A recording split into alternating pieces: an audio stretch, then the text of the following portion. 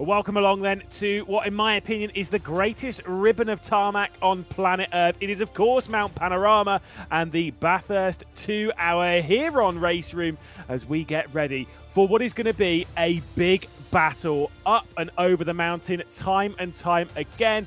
In the commentary booth, it's myself, Lewis McGlade, Cam Roger and Darragh Thacker will be joining me all the way through this 2 hour of racing. Cam, we love this one. It's so much fun. It's so tricky. It's a true test of endurance and concentration. Oh, it's not going to be an easy race. It's such a tricky track, as you're saying. There's walls all around you, and it's a very fast track as well, so you have to be taking the risks, and therefore there's always the odd spin or two that happens over the race, so I can't wait to see how the drivers attack it this year. Darragh, I don't know how much experience you've got around this circuit. It is difficult, that's to say the least. It's kind of one of those ones where I guess it's keeping out of trouble all the way through. Yeah, I mean, well, to be fair, my first RaceRoom broadcast was around Bathurst. I think it was the 2 hour last year. So I remember that one well, and it was quite an exciting race. I mean, of course, you can see the track profile there. The mountain is quite tall compared to the rest of the circuit, but you just got to keep it out of the wall, really. That is going to be the key. Avoiding lap 1 incident is also going to be important, because otherwise you might find your race over already before it's begun. Yeah, 6.2 kilometres around here over the 23 corners. Of course, some of the most iconic in the world of motorsport, certainly in Australia. You know, you've got the likes of Hell Corner down at T1, Griffin's Bend at T2, the run-up, McPhillamy Park down through Skyline, obviously the S's, the Dipper, the Forest Elbow into the fastest corner in Australia motorsport down into the Chase before you get into Murray's. Fantastic track, and as you know, you should know when it comes to a Bathurst race of this kind of style, the cars we will be dealing with are GT3 cars, Cam. It is right to race in GT3s around here. There's your selection. I don't know which one you would go for. I kind of like the look of the 296, I'm not going to lie. Yeah, there's quite a few choices and options.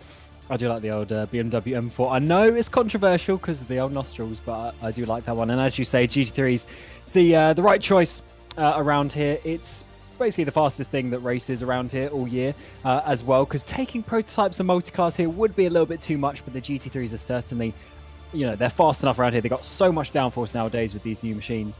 It's certainly a very exciting one, especially over the top of the mountain. Dara, if you were taking part in this race, which one of those beasts would you be taking it in? Well, I have to be honest, I was listening to Cam earlier talk about his experience and that he couldn't drive any but the M4. So I'm going to use that because my driving skills are the reason that I'm here talking, and also probably say the M4 only because I'm too scared to get in any other ones. Not because they don't look nice, because they look absolutely lovely, but the M4, if I don't want to crash, I think I'm going to have to go for that. Dara does indeed race with the racing line on, just so that everyone knows, so that we're all clear and all a part of it. As you can see by the schedule, qualifying is currently underway. There's 10 minutes left to go of it, with it being, you know, above 2 minutes a lap. We're still going to have a lot of meat to deal with in that qualifying session. We'll go into a brief warm before we head into the 2-hour race. Like I say, it's going to be brutal through this one, but Cam, it's one where qualifying is going to be very, very important for all of our drivers. You've got to qualify up inside the top 5 or so to kind of proceed. And let's be honest, there's a lot of drivers in here that are absolutely worthy of a victory. Oh, definitely. It's a big it's a big fight at the front of the field. So many of the top drivers that we see through all of these ranked events coming out. And I should say the qualifying is fairly important because despite the long straights around here, it is almost a street circuit for half of the lap. So it isn't the easiest one to overtake on. So the track position at the beginning will be very, very key indeed. So when we get into the qualifying session, I'm sure you're going to see the drivers pushing that little bit extra because they know those extra few places at the start of the race will be very, very much needed. And then, of course, when we get into the race, it comes down to a bit of strategy as a pit stop will be required. Yeah, and obviously, you know, how and when you take that pit stop is obviously going to be critical. It's not going to be the most, not the most overwhelming one when it comes to strategy, just courtesy of, you know, these cars are more than capable of doing the stint on, one stint and then a second stint. They can get an hour done there.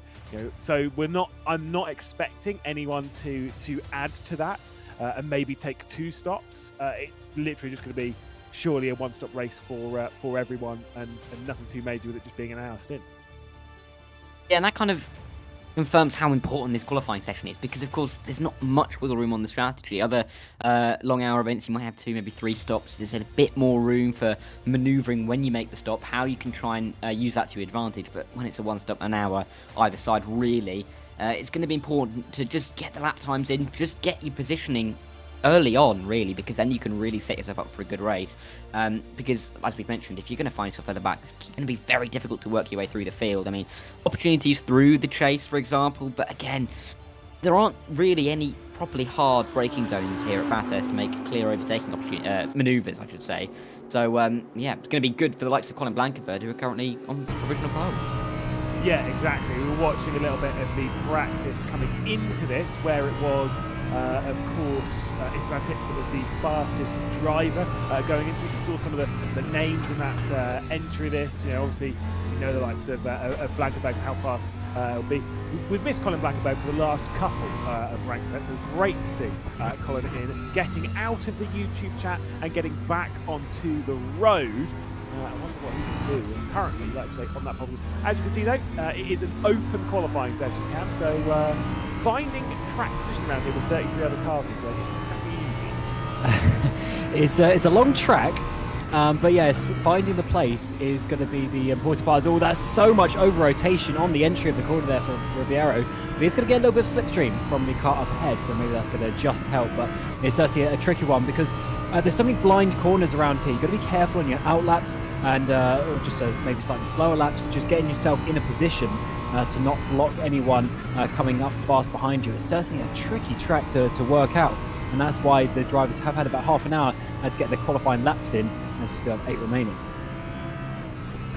Yeah, but it's going to be interesting just to see how some of these drivers adapt. I mean, of course, with them being so close together, it can either be a bit of an advantage where you follow the line, or it just could be a slight disadvantage. If you're much quicker, I mean, we've got a few of the guys further down the order who are nearly 3 seconds off the pace that's currently being set by Blankenberg. You know, a little misjudgment might find yourself a little bit closer to the rear end of the car in front than you'd want to by the end of the lap. But at the same time, the last third of the lap really is a straight. But if you can benefit from that slipstream a little bit, it might help your lap time out as well.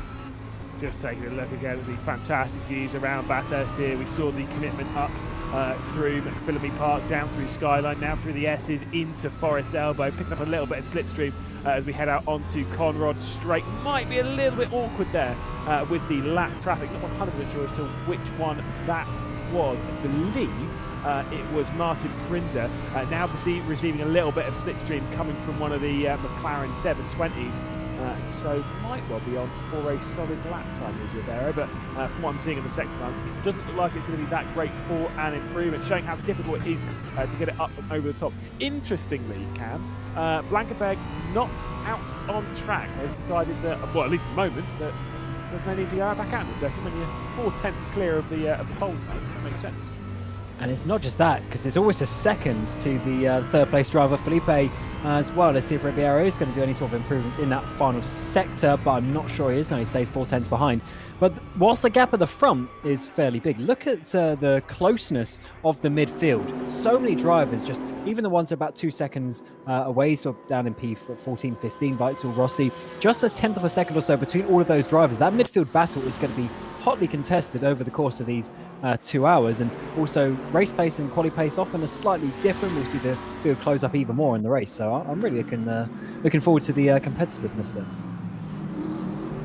We might see a tight field. I mean, of course, you get lots of trains generally during the start of the race around Bathurst because of those long straights. You often use the slipstream just to keep yourself intact with the cars in front, but you know, there could be breaks. Some drivers might have a couple of mistakes early on in the race, just carrying more fuel than you are in qualifying. So a couple more mistakes, a couple more, you know, the rear end might slide a little bit more. You might find yourself further back and under pressure. We might start to see those areas in the train become the centres for overtaking manoeuvres early on in the race. But as it is, the likes of Rui Felipe, who's hoping to set a much faster lap time here, is currently he's improving on his time, but it's not going to be a massive improvement. I don't think he's going to improve in his position at the moment.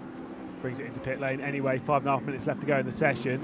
Once the session ends this time, I believe the session will just keep going. Although I can't remember. I think it is an end. I can't remember. Can we commentate on so many different championships? Honestly, it's a complete brain fade on most occasions. Vigneron improved on the previous lap time, 1.9 seconds off of the pole. At the moment, looking to improve.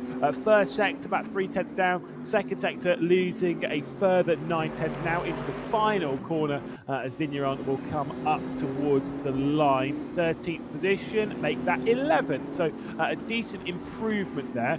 I am seeing as well, there's some parts of the circuit which are fairly clear. Yeah, at present, the run up and over the mountain is almost entirely clear of any other car.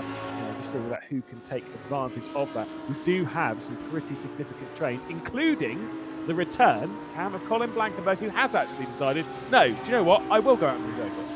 Yeah, maybe just having a cool off, of course, with a 2-hour race coming up. Don't want to burn all of your energy in the qualifying session, and then just going out with enough time to do one final lap with 4.5 minutes remaining. Here's Bruce Harris coming across the line, currently in that 10th place, improving on his lap time. Can he go up a position? No, stays down there in 10th place. Here is Blankenberg, but look at the traffic in front of him as he tries to work his way through to try and set another lap time. Needs to find some space on the track to do a nice hit at it when he gets around to the final corner.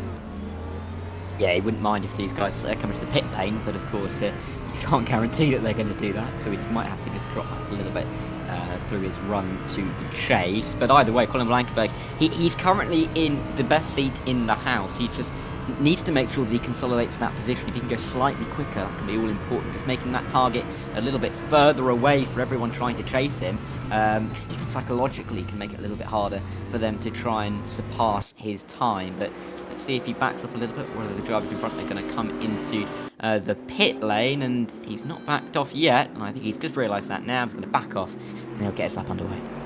Yeah, exactly. Final ones for quite a few of these drivers, see what they can achieve over the final laps of this session. Let's see if there's going to be any further progress. It is weird seeing Colin Blankenberg with a Mercedes when he's driving an Audi. Typically we do see Blankenberg taking the Merc, the AMG around here, as he now receives a little bit of slipstream up the hill.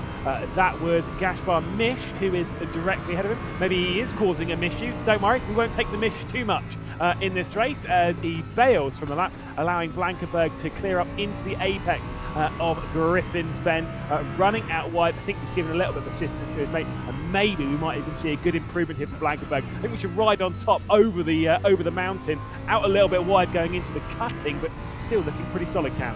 Whoa. Yeah, this is a nice lap so far, and I should say, getting the help with the slipstream. That'll be an extra couple of tenths of a second, but that is unfortunately an abandoned lap. He has got enough time, just about, if you had to start it now, but it doesn't look like he'll be able to do that. But either way, probably pole position there, as he was trying to push on that final lap, just getting into the wall.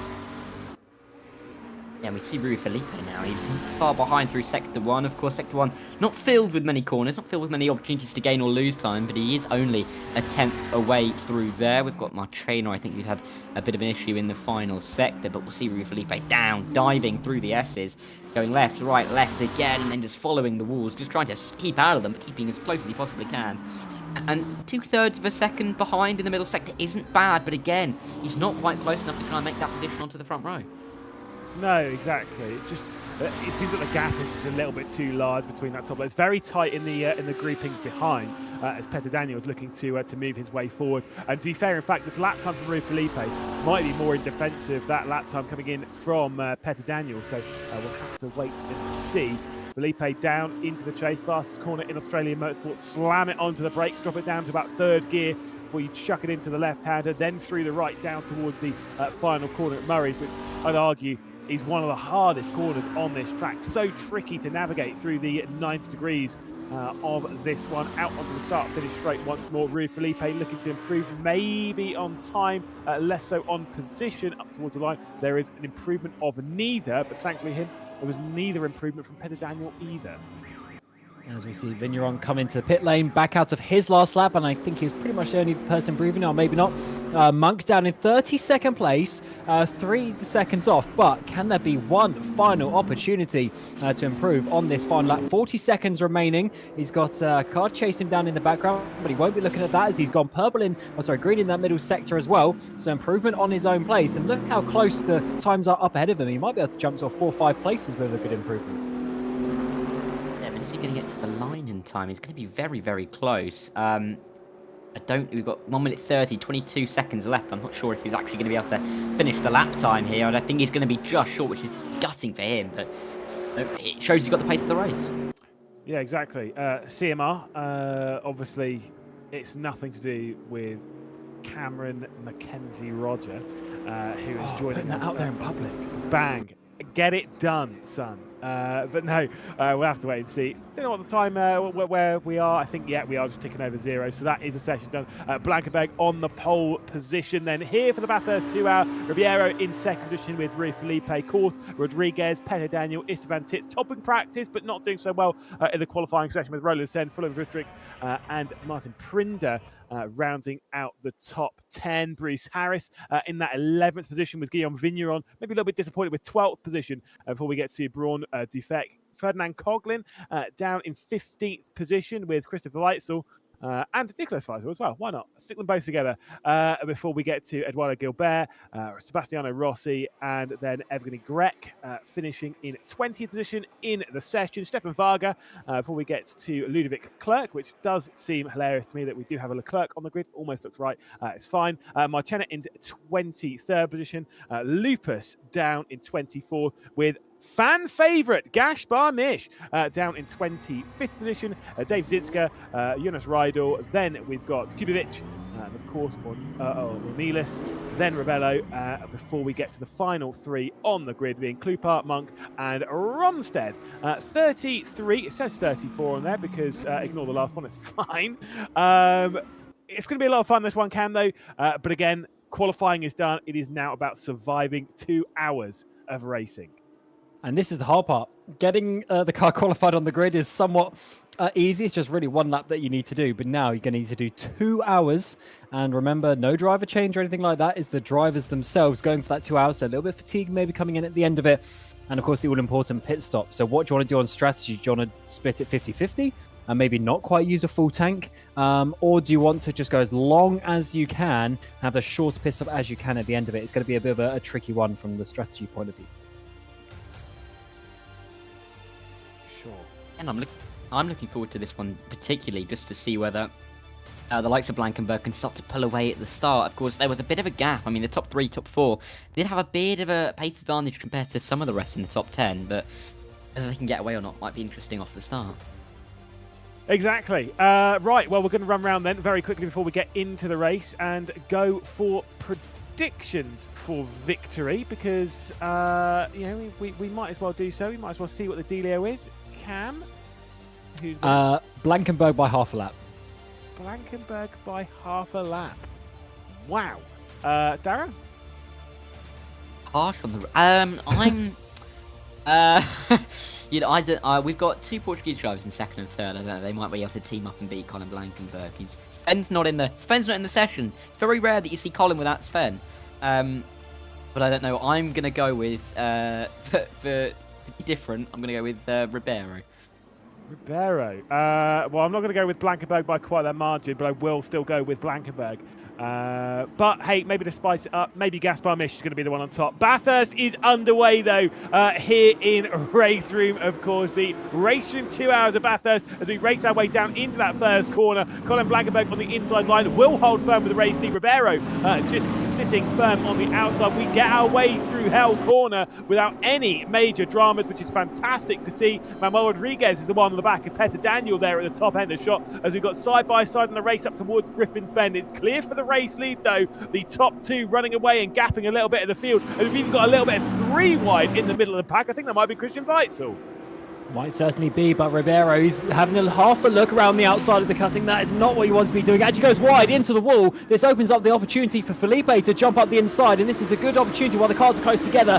And he has got that 2nd place, not without some squeezing there, as Ribeiro makes a crucial mistake, and this just lets Blankenberg get away by a few car lengths. Yeah, it's a very good move for Felipe, who I'm now chasing to as my prediction for race winner, because he really took advantage of that little mistake there for Ribeiro by just making his way up the inside. But it's exactly what he would have wanted. Gain a position off the start. You can't really gain too many around Bathurst, but just the 1 or 2 can really help you out in the first hour. Down through the dipper for the first time as we work our way through this tight and twisty sector. Me and Cam have seen a couple of cars backwards here elsewhere in the world of sim racing today, as plenty of drama has been called. This is back with Florian Buthering at the back end of the top 10. A bit of a gap appearing between Buthering and Tits, running away just a little bit. Roland Sen just ahead of that one. These are the things, these are the dangerous things, those first laps over the mountain. These gaps can be the things that basically set the race for pretty much everyone from 9th below. If that gap's too large, they're probably not going to be able to close it back down, as here comes a look down the inside from Ribeiro.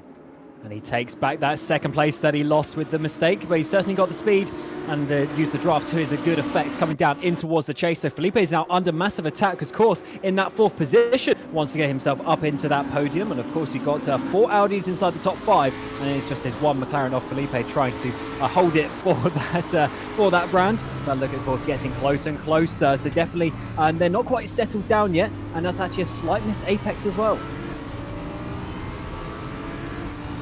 Yeah, I don't think I'm going to predict anybody anymore because I said it was going to be Riviera who lost position. When I changed to Felipe, he lost position. He might lose another one here on the run up to up the hill through the towards the second corner, I should say, as they make their way through. But early stages here in Bathurst, it's going to be exciting to see who will really put their foot down to try and pull away at the front of this group. Yeah, exactly. Well, you just need to go for like drivers that have qualified on competition by 4/10 of a second. Let's be honest, last season you wouldn't have picked anyone else winning a Grand Prix other than Max Verstappen through most of the season. So, you know, potato. Colin Blankenberg leads by 1.2 seconds. We head back out onto the mountain once more. Ribeiro behind Rui Felipe. Johannes Korth, as you were exactly right, Cam, trying to find some way past. Peter Daniels keeping quite close company, just pulling out a little bit of a gap on Manuel Rodriguez. That one growing to nearly a second. And these are the important times of the race, as you were mentioning earlier, because if the gaps start opening up too much at this point in the race, if you're sort of P15, realistically, you're never going to be able to catch back up towards the top 5 or so. So you've got to be careful with your battles at this point in the race. You don't want to be battling too hard that you actually just lose time. So even though you might gain the place, you overall actually lose time to the group ahead, and that is going to be the important point. We've seen some slightly different lines there coming through the elbow. It's so downhill, that part. You don't really see it on camera, but that braking zone is literally dead straight downhill before you work out onto the Commonwealth straight. And it's such an important exit zone as well, isn't it, to get the run down towards the chase, maybe to line up a move, maybe just to defend, as we now see Vutric going at it down in towards the chase. I think it's just about holding off Prinder there in behind for P9. So going well is the Swiss driver, but it's going to be slightly difficult, I think, if he's going to really start to lose that slipstream to keep defending this position, because he's just going to come under pressure consistently. Yeah, indeed. Like you say, you've got Print there, you've got Defect there, you've got Guillaume Vigneron as well in that distinctive Mercedes. I've got a podium, by the way, in that exact livery. Just saying. Just going to chuck that one out. Where? Where do you think it was? Pixel didn't happen. What? It was the live event in 2018 at the Nürburgring. It was in that car with Jack Keighley and Richard Schaefer. I thought that was a touring car event. There was touring cars as well as there was a 3-hour GT3 races. Roland Sen getting sent on as Esteban Tips trying to get around the outside. Certainly is tricky one up towards the cutting. Don't want to go side by side. We saw what happened on the first lap. And yes, unfortunately, Sen having to back out of that one to Tits. In that 7th place as the 2 Mercedes battle their way through. Of course, Vertrix still in the background there. But you see we're sort of splintering up this top train. A few car lengths getting in between some of the drivers. There's a bit of a gap there between Rodriguez and Tits up towards the front of the shot. And in the background, Vertrix trying to just hold on to his countryman of Sen. But it's starting to become a little bit difficult for these guys near back. I know, I think, Lewis, you mentioned that for the guys from 9th down, particularly when the gaps start to open up, they kind of get set in their positions. But for the likes of Vutric, he's going to be very pleased to see Sen fighting away with Tits, who's now at the front of this battle, because it gives him that chance to catch up to that a little bit more, maybe use a little bit more slipstream to help him defend from the likes of Prinder, Defect, Vigneron as well. So, I mean, early stage in this race, but it's such a strategic game around a track that you can't really overtake too much. It's all about making sure that you don't make mistakes and that you capitalise on others. And that's exactly what the likes of Vutric are doing. Yeah, absolutely. Like I say, it's all about keeping up. And we're only focusing here on the top 10. There are plenty of other positions in there, like Christian Weitzel, who was defending a little bit there from Eduardo Gilbert, going down into the chase. Just behind that, that is one of the most colourful cars that I've seen on RaceRoom. Whatever Christian Weitzel is, I've never seen it before. I think it looks great. I have no idea where that's come from. New livery. I've never seen it before. Yeah, it's only a bit interesting. It's got pink headlights as well. That's it's must DTM. Yeah, I was going to say, it must have been one of the, from the sim to D10. Interesting. That is certainly a bit of a crossover livery, and I do like it because we have a lot of sort of darker liveries, such as you see from the McLaren in the background, whether that is pretty much all the carbon one. But it's good to see some pink colours, as well as they try and work their way through all the livery choices, and that's one thing when we come to these ranked events. They have all of these sort of default liveries to choose, so there'll often be a favourite one, so it's nice when one stands out. Yeah, I mean, a little bit of pastel blue on the back. It's lovely, isn't it? On the rise up the hill. But Gilbert will just... he doesn't want to see it, frankly. He is in the darkest livery I think I've seen. Right behind the brightest livery. I don't know if it's putting him off a little bit. There's a bit of a slide as he rows up the mountain. But he just really won't want to be sitting behind Weitzel for very long. He wants to be through up into P14 and try and chase after Brown as well. So Gilbert's going to be doing his absolute best as it's fantastic. He's around on the mountain. Oh, Esteban's right at the wrong place. Well, might try and get it into reverse, just drop down into the dipper, into the barrier, but we won't worry about that too much. Waits for a bit of a clear spot. Oh, doesn't wait for a clear spot anyway. Just absolutely slams it into Ferdinand Coughlin before now sending it down the hill. Claire coming through. Marchena almost giving it a go. That is not the only car I believe we'll see backwards at the dipper today, but wow, that was very scary. That, oh my word, was a terrible rejoin, but look at the of cars. If he did that 1 second later, that would have been even worse. As we see the battle come through round the outside of the chase, don't always see that one as Weitzel was trying to do that, but Brown keeps that 12th. Weitzel in 13th place, but that certainly could have been way worse as the pink headlights are flashing there on Weitzel's car. Not overly appreciated of that, maybe just trying to put his rival off as they come through Murray's corner, but certainly they're just showing you with Tits how difficult going over the top of the mountain is, and if you do have a crash, it's actually more of a problem for the other drivers than yourself. Just on that rejoin, I think at the moment we all thought he was just going to wait for that train to come through. He leaped into action and started moving, but thankfully it really didn't cause too much of an issue. For a lot of the guys, it lost a little bit of time, but I think that could have been much worse than it was in the end, and he's going to be much further back than he would like to. He's back down in P20 now, and he was up in the top 20 spot. Funny about the clerk, I saw them flip around very briefly, but I think Tits will hold that one on it. But a man we haven't mentioned, of course, Colin Blankenberg. Of course, you two both said that he was your pick to win. He's not looked touchable yet, has he? No, cleared out now by 2.2 seconds. Absolutely flying in this. From a distance, it almost feels like a Ford delivery, but obviously, Valvoline on the side. Just clearly, hooking the mountain up absolutely brilliantly. You can see there in the map that large gap that we were talking about in the train. That is off the back of Manuel Rodriguez, who is currently in 6th position, back to Roland Sen and Florian Futhring. That is that enormous gap on the timings. And to be fair, I wouldn't be too surprised if in a few laps we were talking about the enormous gap between Colin Blankenberg and the rest of the field. Currently setting fastest first sector, fastest middle sector as well of the race. Obviously, currently holds the fastest lap of the race at a 2 minute 3.129. We're 10 minutes in, so we're about to complete the 5th lap of proceedings, and it does seem as though Blankenberg is about to reset the best lap of the race, just showing his dominant start to proceedings here in the RaceRoom Bathurst 2 hour, meanwhile the battling is happening behind. Yes, it's not just about the race lead today. It's going to be about the battles behind. And as you say, this is one that's hotting up because Korth hasn't been able to keep up with the 2 Portuguese drivers ahead of him. So he's looking in his mirrors as he's trying to look at Peter Daniel, who's in behind, and he goes wide. And that is going to be a loss of momentum onto this straight, up the mountain straight towards turn 2 at Quarry Bend, which is a tricky overtaking opportunity. Let's see if Korth can just about get close enough. Centimetre by centimetre, he closes in towards the braking zone. Is going to be to the right-hand side. He might have this done, but unfortunately just doesn't quite have enough top speed there and is having to back out of that one and sort of look in his mirrors because Rodriguez is following through too. Rodriguez is very much hoping that they went side by side, I think, up through turn 2. But in the end, single file, keeping themselves very much safe and pointing in the right direction. And Rodriguez, he has that little incentive now to try and get after these two, especially if they just start to battle away a little bit, maybe into the chase.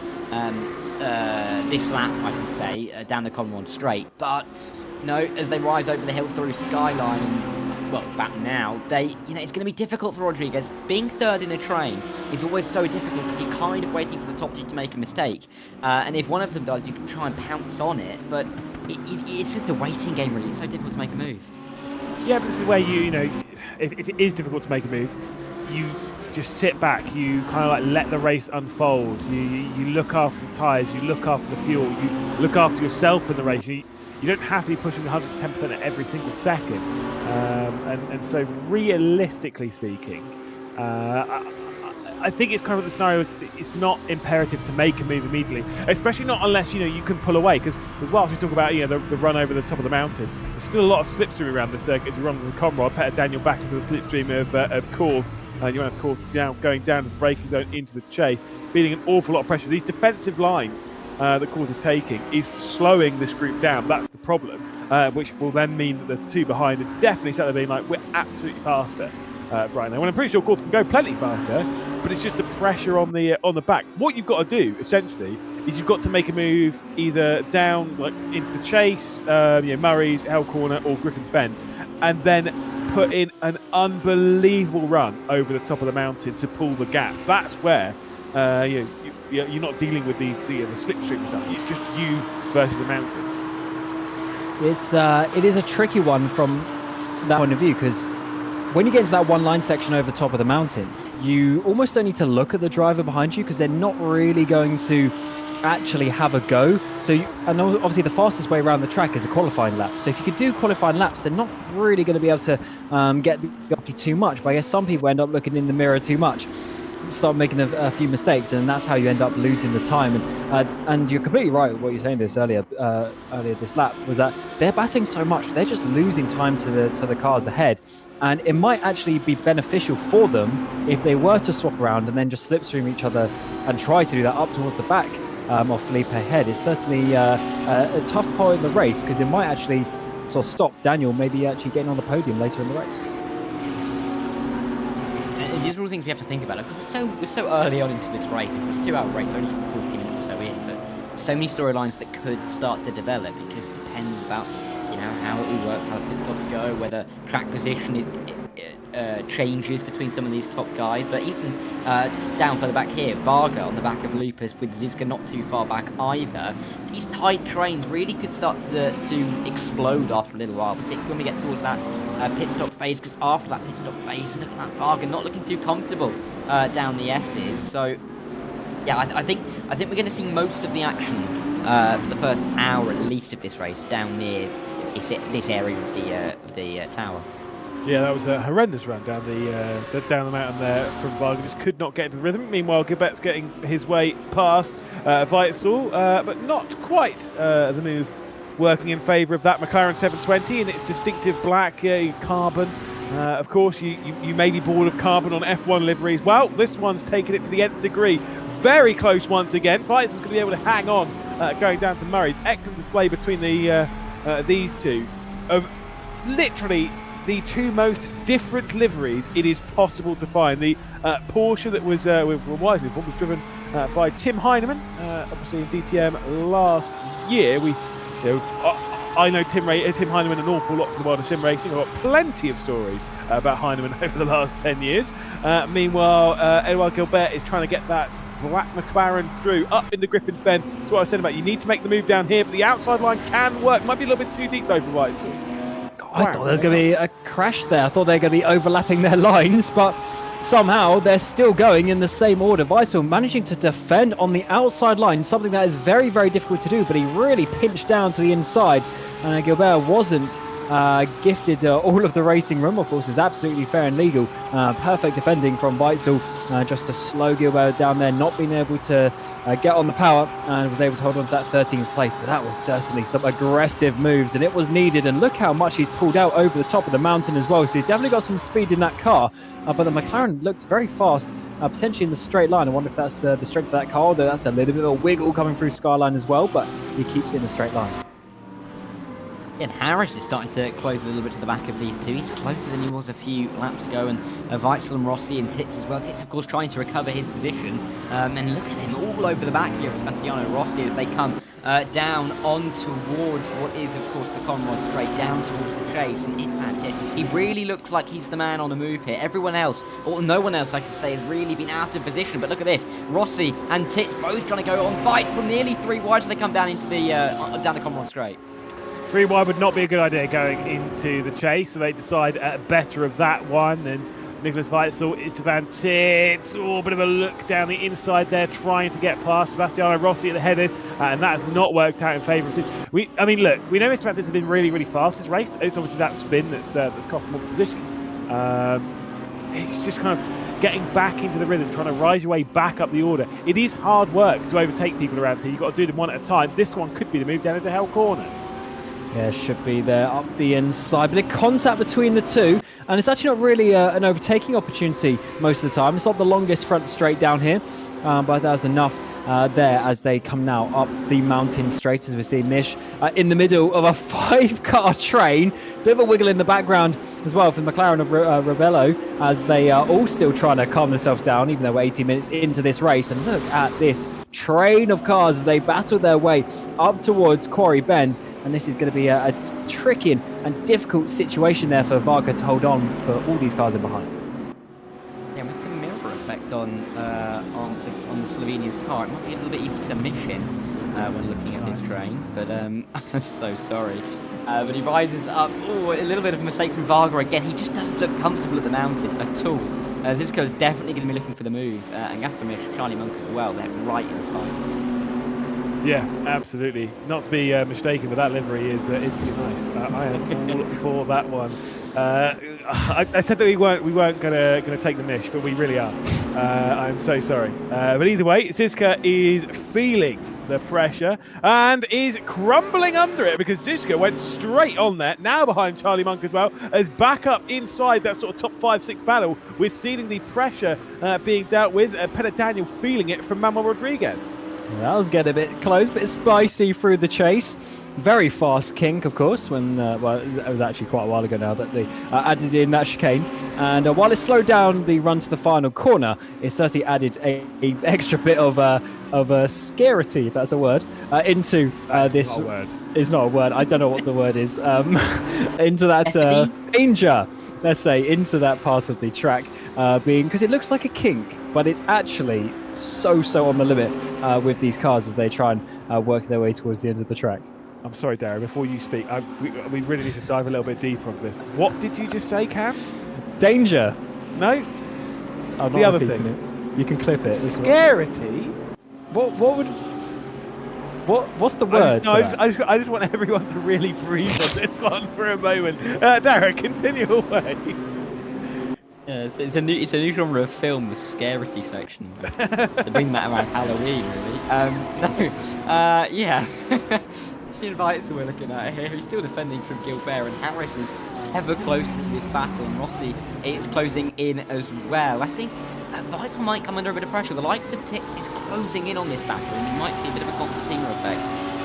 And a bit more of a train forming like we've seen further back with the Varga train. So, you know, even though we've not had too many battles in the first 20 minutes, I think we can start to see where that's going to be happening over the next 10-15 or so. Yeah, exactly. There's more moments happening from Zizka. We saw a couple. We saw one coming down the hill, now trying to dish out the pressure onto the back of Charlie Monk, who we've had plenty of competition, but more big slides there in that Turner Motorsports BMW M4. Meanwhile, that BWT Merc trying to find its way past. Hopefully there's not going to be a moment this time down the hill. So hard getting that weight transition as you come over the crest at Skyline, Cam.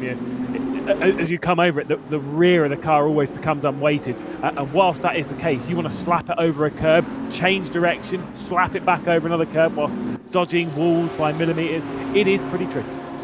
Such a difficult circuit, and that is why we love to come back to again. A bit of 2x2 down through the chase, side by side we go. As Van Tits gets past Rossi, but also just up ahead, there's a bit of a look from Harrison Gilbert as well for 14th place as the battles continue on well into this race, and that might not be over as well. Tits having to go slightly to middle of the road, but actually Rossi decides not to come back from that one. But all sorts of dramas going on up and down the order. As we were saying, it's not just going to be about the race win today, it's these battles in behind. The competitiveness of this field is very, very close, and we saw that in the qualifying session, just half a second covering groups and groups of drivers, and we've already seen there a Porsche without a headlight, so damage going around the grid as well.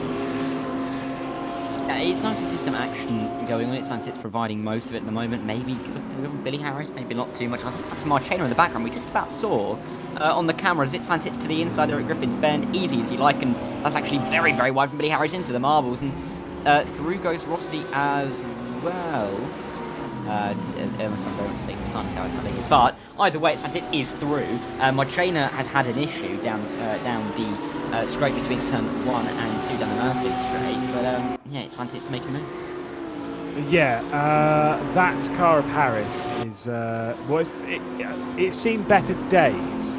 Let's put it that way. Like I say, we are pretty sure it's Harris. Although I can't see it on my live timing now. It's hilarious. But either way, it is broken. It's fine. Clearly, you know, it's not the only car that we're going to see damaged today. It is fine. We are going to see a fair few more, just courtesy. Sorry, it's not even Harris's car. I don't know why I was saying that.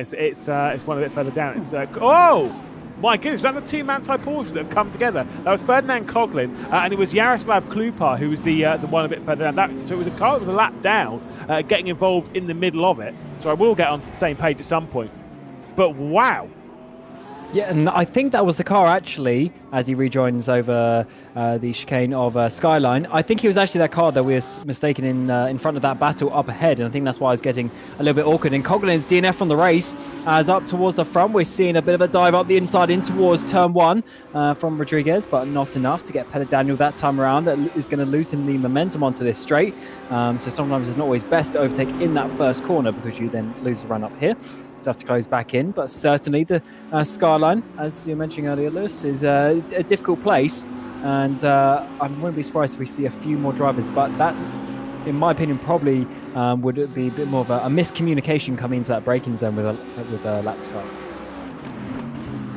Yeah, I think you're right, Cam. I think there was a lapped car that Tits was getting through. That's why Billy Harris wasn't overtaken there. But Rodriguez, he does look keen to get through Petr Daniel here. Petr Daniel has dropped a little bit back, and a bit wide as well, as they rise through Frog Hollow. But he's really lost a little bit of time on the back of Johannes Korth. He's 3 seconds or so back. He was much closer before, but over the last about 10 minutes, I think, or so, he just has fallen back a few tenths each lap, and Rodriguez can see that. He's really keen to get through now because he can see a possible P4 really starting to slip away. You can tell Darrow's opened up a track guide. Next time he'll be calling turn 2 Quarry Bend, because I'm pretty sure it's that track guide, isn't it? Is turn 2 on your track map Quarry Bend? No, yep. No, it's good. I know that. Okay, I just making sure. I did have a moment. Just making sure. It's only because I've not heard it be called Frog Hollow in a long time. But yeah, you're absolutely right.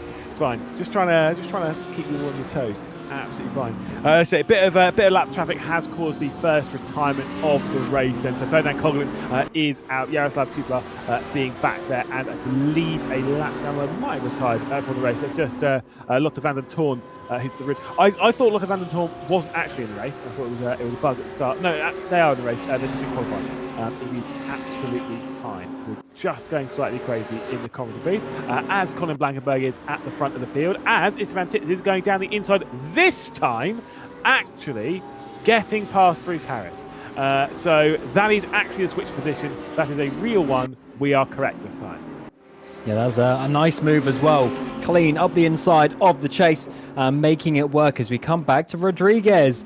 Round about 5 of this battle. Still not able to get past, but maybe up the inside is going to be huge send on the brakes. Bit of contact between the two, as it's going to be Daniel on the outside line. Will he have the momentum? It generally doesn't work. Can he hold it up the inside of the cutting? He's thinking about it. He's going to do so up the inside. They go side by side as the Mercedes has to back out of that one on the outside. And as we slide up through the apex, Daniel just about holds on to that, but Rodriguez really tried that. Just needed an extra meter, but not enough this time around. Yeah, stunning defense from Daniel to get that back up the inside of the cutting, but it just shows how difficult this task is. Rodriguez to make the move up into P5. Oh, and bouncing over the curbs as well, running in towards Skyline. But it's so difficult here for Rodriguez to try and find the move, because you could see him really send it late on the brakes at Griffin's Bend. But, you know, he might be able to go for it in the chase, but Griffin's Bend, you know, the hardest braking opportunity to make a move on the track. So he's really going to struggle to make the move stick here somewhere, but you can see he's trying. Yeah, exactly, and it's the problem with that is that by trying time and time again, sometimes you actually end up losing more, just out of pure time loss from those attempts. You do lose a lot of time by going side by side around here, by getting people off of the racing line. Once again, a look down the inside from Rodriguez, but clearly that Mercedes that we do normally see, I'm pretty sure it's that livery that we normally see Blankenberg wrestle around in. So it's good that we at least see this one out on the circuit. Blankenberg switching up for an Audi R8 this time, out of the norm. And Rodriguez not able to use it to fire its way through. Got to use that V8 grunt up the hill once more as we head to the mountain straight. Although I can tell you now, we'll probably not get an opportunity going down Griffin's Bend, courtesy of a terrible run through T1. Yeah, a bit inconsistent is the driving of Rodriguez at the moment. I think definitely faster than Daniel, but just not quite calm enough to make that overtake. Let's see how that one progresses, because they have pulled away quite a lot by 6 seconds to Sen, and then even more to Vertrick in behind. But of course, Korth is going up the road by quite a bit, so that's why he wants to get past. However, needs to find the way through. This is the corner that he tried it last time around, but not enough to do so. Daniel still putting his car in the perfect places to hold on at this moment in time. And if we look at the last laps, it's actually Korth having a faster lap by 0.6 of a second to Daniel. Of course, Daniel having the battle in that, but definitely that is just showing the time lost for these guys where they currently are. Yeah, and we are starting to see the gaps space out a bit, aren't we, really? I mean, you're looking at the likes down near the back end of the top 20. It's, you know, Evgeny Grek is nearly a minute behind our leader, Colin Blankenberg, already. We're not even a quarter of the way through the race yet. I mean, you said half a minute, Cam, didn't you, that Blankenberg was going to win by? It's five minutes. 5 minutes. Half a lap, there you go. About a minute, 5 seconds, half an hour. I mean, he needs 55 optimistic, more. I think is the word. We haven't had the pit stop yet. That is yeah, true. That's true. He needs 55 more seconds. To say that is unlikely would be an understatement. But you never know. And also, let's be honest, we still both picked Blankenberg. I did go for a second one at Nish, but let's be real. Probably not going to happen. As we'll see this fight once again continue. Back out onto the start-finish straight once again. Nearly half an hour complete. So the 14th lap comes to a close. And let's see how good Hell Corner's going to be this time. He hooks it up on the apex, maybe hits a bit too much to the curb. Once again, it's more better. Daniel's defence at the moment is just really top draw.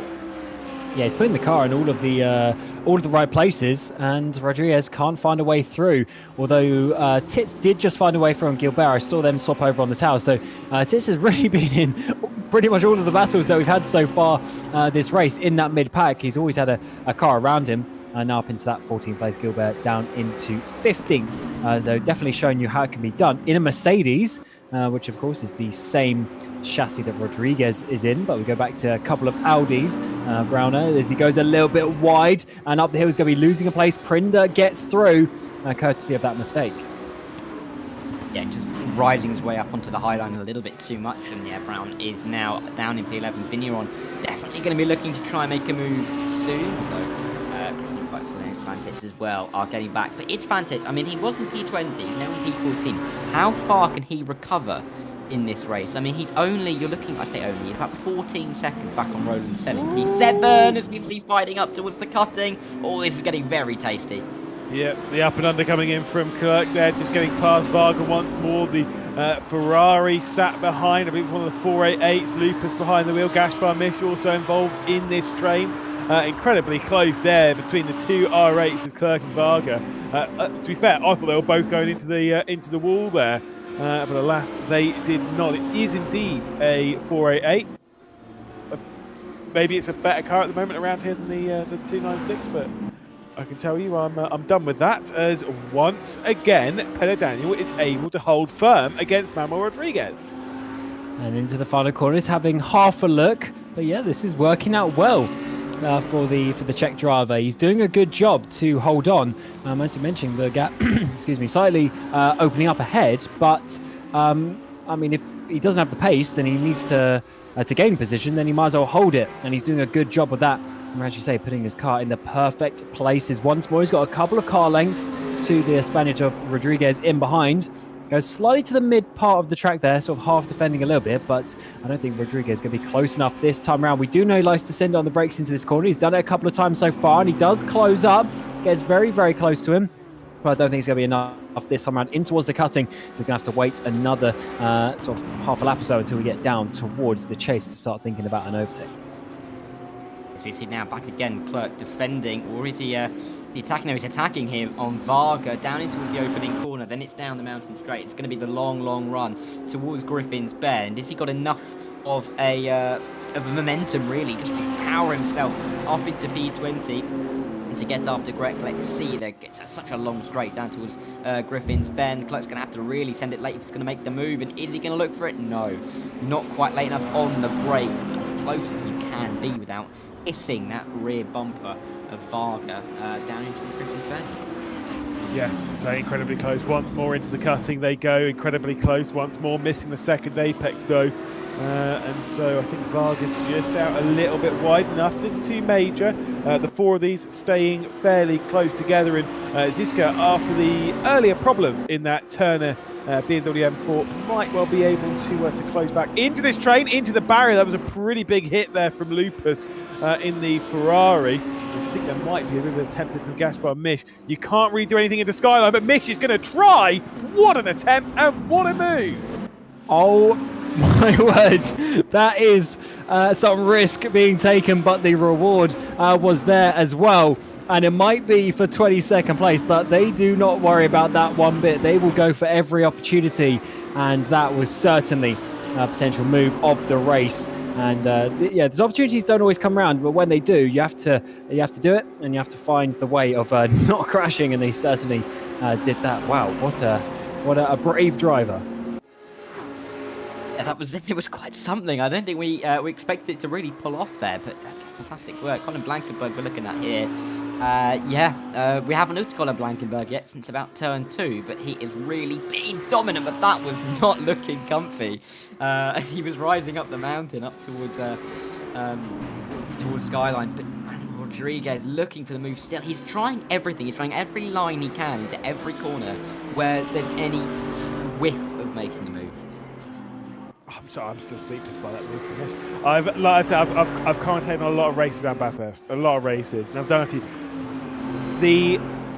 I genuinely think the amount of moves that I've seen into Skyline, I could probably count on one hand. Sorry, let me rephrase that. The amount of successful moves that I've seen into Skyline, I can probably count on one hand. The amount of attempted moves, quite a lot more. It is so hard to nail it like that, especially around the outside. Beautiful stuff. Korth, Johannes Korth, with a bit of a problem. It's got to be down to the Forest elbow, right at the racing line as they're coming through. And that is going to be the move done from Manuel Rodriguez. Absolutely nowhere for Peter Daniel to go.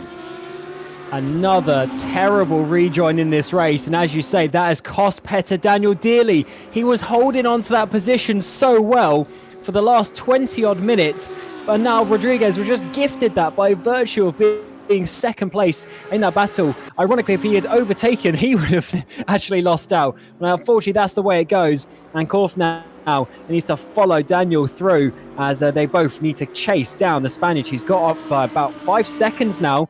But yeah, just to reiterate, that was a terrible rejoin from Korth right into the racing line, just giving the drivers nowhere to go. We might see Korth now try and overtake Peter Daniel in the same way that we saw Rodriguez try, because Korth has had more pace than Peter Daniel, as did Rodriguez clearly, but he couldn't get through. So will Korth have any more luck in finding his way up into P5? Roland Sen He can't believe his luck. He's suddenly got cars in front of him. He didn't have them that close before, but now he's got something to chase where he didn't have just a couple of minutes ago. Of course, Rutlicht not too far behind either in his Ferrari. Fucking Brown as well, trailing him. But it's Christmas come early for Rodriguez. It's only February. It's nearly, well, it's Christmas Eve if you go forward 10 months, but that's Christmas 10 months early for him. Surely Christmas has come late. Anyway, no, it's fine.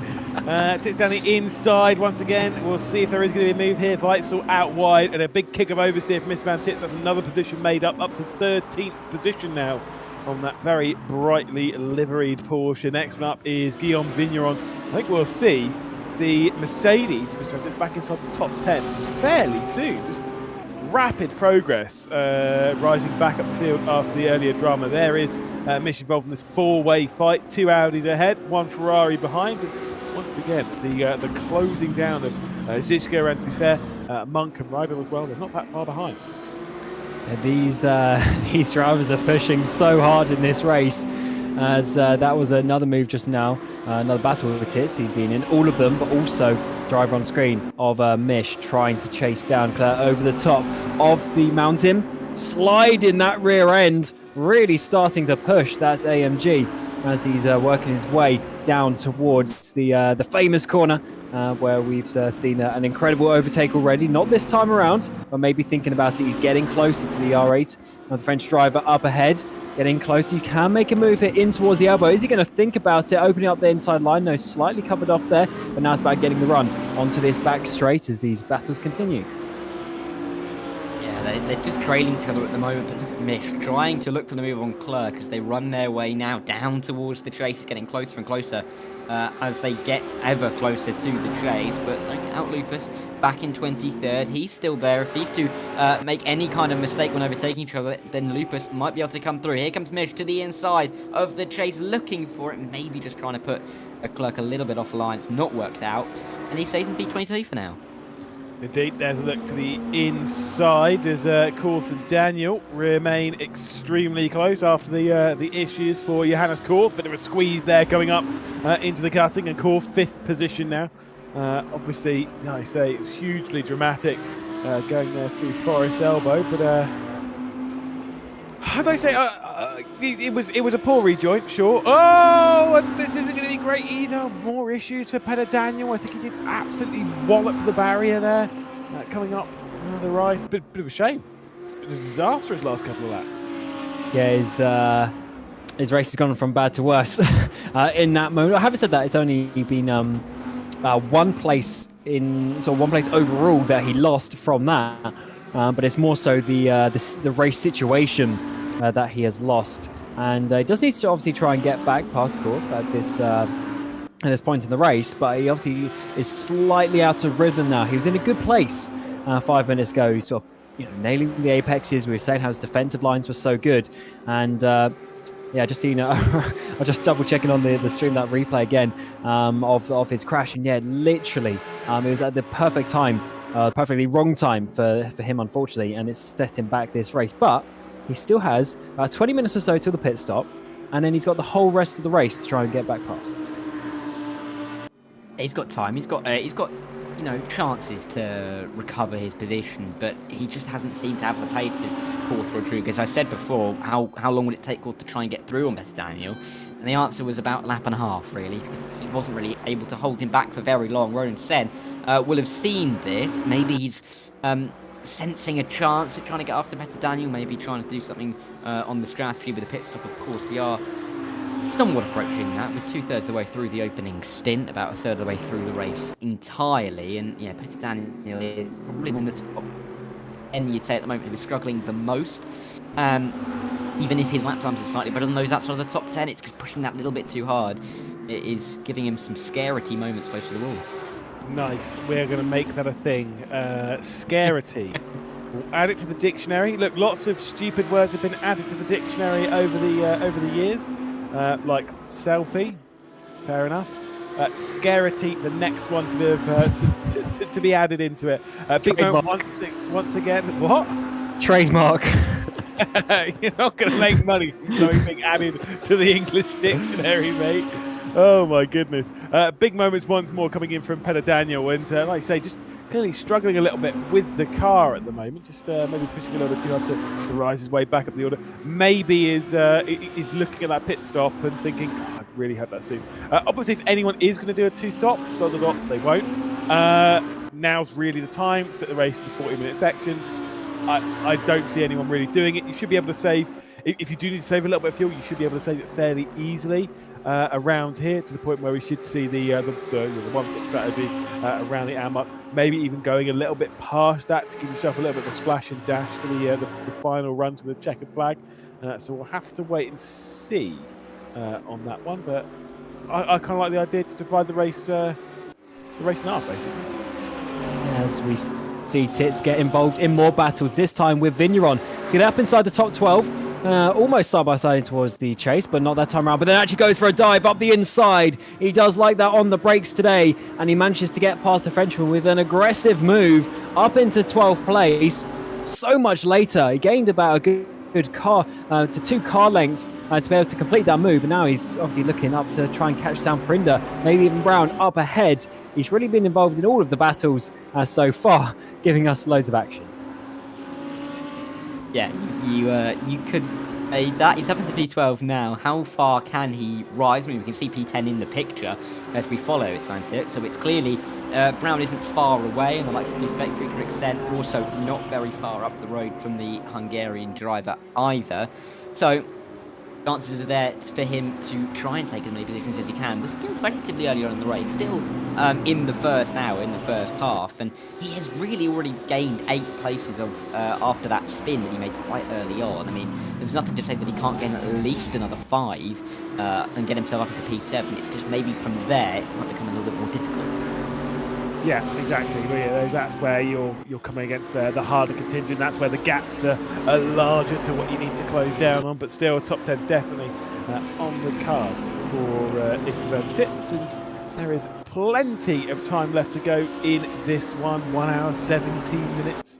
Now, we've only done about 3/4 of an hour, and meanwhile we've had our fair share of action for the entire race, basically in that period. And I'm not sure we're going to be short of action until we even get towards the checkered flag. Clerk, obviously involved in this fight with Varga once more. We've seen it time and time again. Gazpromish sat behind a little bit of a larger gap as Mish has cleared Lupus. Zizka also there. So again, it's incredibly tight. It really is, and that's why we love coming back with these ranked events. Of course, Bathurst 2 has this time around, but over the year we always go to plenty of other ones. And let's actually see this in towards the chase for Tits. Can he make another move? He did this last lap around. Can he do it 2 in a row? Was on Vigneron, now on Prinda, and up into P11. And he really was out of position in qualifying, I guess, because he's worked his way up very nicely, one by one, as we see in the background as well, side by side in towards the final corner at Murray's. Weitzel flashing his lights all over the place, but doesn't get past Vigneron. No, and Vigneron is looking like he might come under a little bit of pressure, is still flashing the lights there as Weitzel, but it's Van Tits. He really has shown some good pace over the last half an hour here. He's got through on the drivers where it's not the easiest circuit to overtake on, of course, as we've mentioned, but he's making these moves stick, and he's making them stick effectively. And he's now chasing after Brown for P10 here. If Prinda can't come back at the Hungarian, he's looking at the outside line, but backs off well before they get to the braking zone and will stay in P12. But Tits now, he's got free reign to try and chase after Brown, and he is only, I say only, but he genuinely is 11 seconds off of Roland Tennant P7, and at the pace he's been going at, there's nothing to say he can't get out there. No, absolutely not. So again, it's just one of those things we'll have to keep our eye on over the race and see how it's going to unfold. I mean, the important thing when it comes to the overall proceedings and the overall picture of the race is that Blankenberg continues to check out just unbelievable speed for the top 3 or so. It might actually not be the most interesting race of all time, just courtesy of the large gaps between them. It's got to be pure focus between you and the circuit, not taking anything for granted. So obviously, some circuits it's kind of easy to fall into that false sense of security and kind of get a little bit complacent around here. I don't suspect Bathurst is the circuit where that is going to necessarily be the case. Yeah, definitely not. It's I don't know what makes it like that, because if you actually look at the track map, it looks fairly simple, but there's just something about it. It must be just due to the elevation change, the slight kinks into some of these corners. It just becomes a little bit more difficult, and it spreads out the field in various ways compared to your regular sort of road course Grand Prix circuits that we go to. So I just mentioned we do these over all sorts of different circuits. We do sort of Dubai, Daytona, Spa, Nürburgring, all of these sort of 2 hours, 2.4 hour events, and they all have their own little sort of unique nature to them. And this is certainly one, and there's a reason why we come back here every year, because it's certainly a tricky one. Mixing that street circuit with a road course plus these long straights as well, it's certainly quite a mixture and a challenge for these drivers.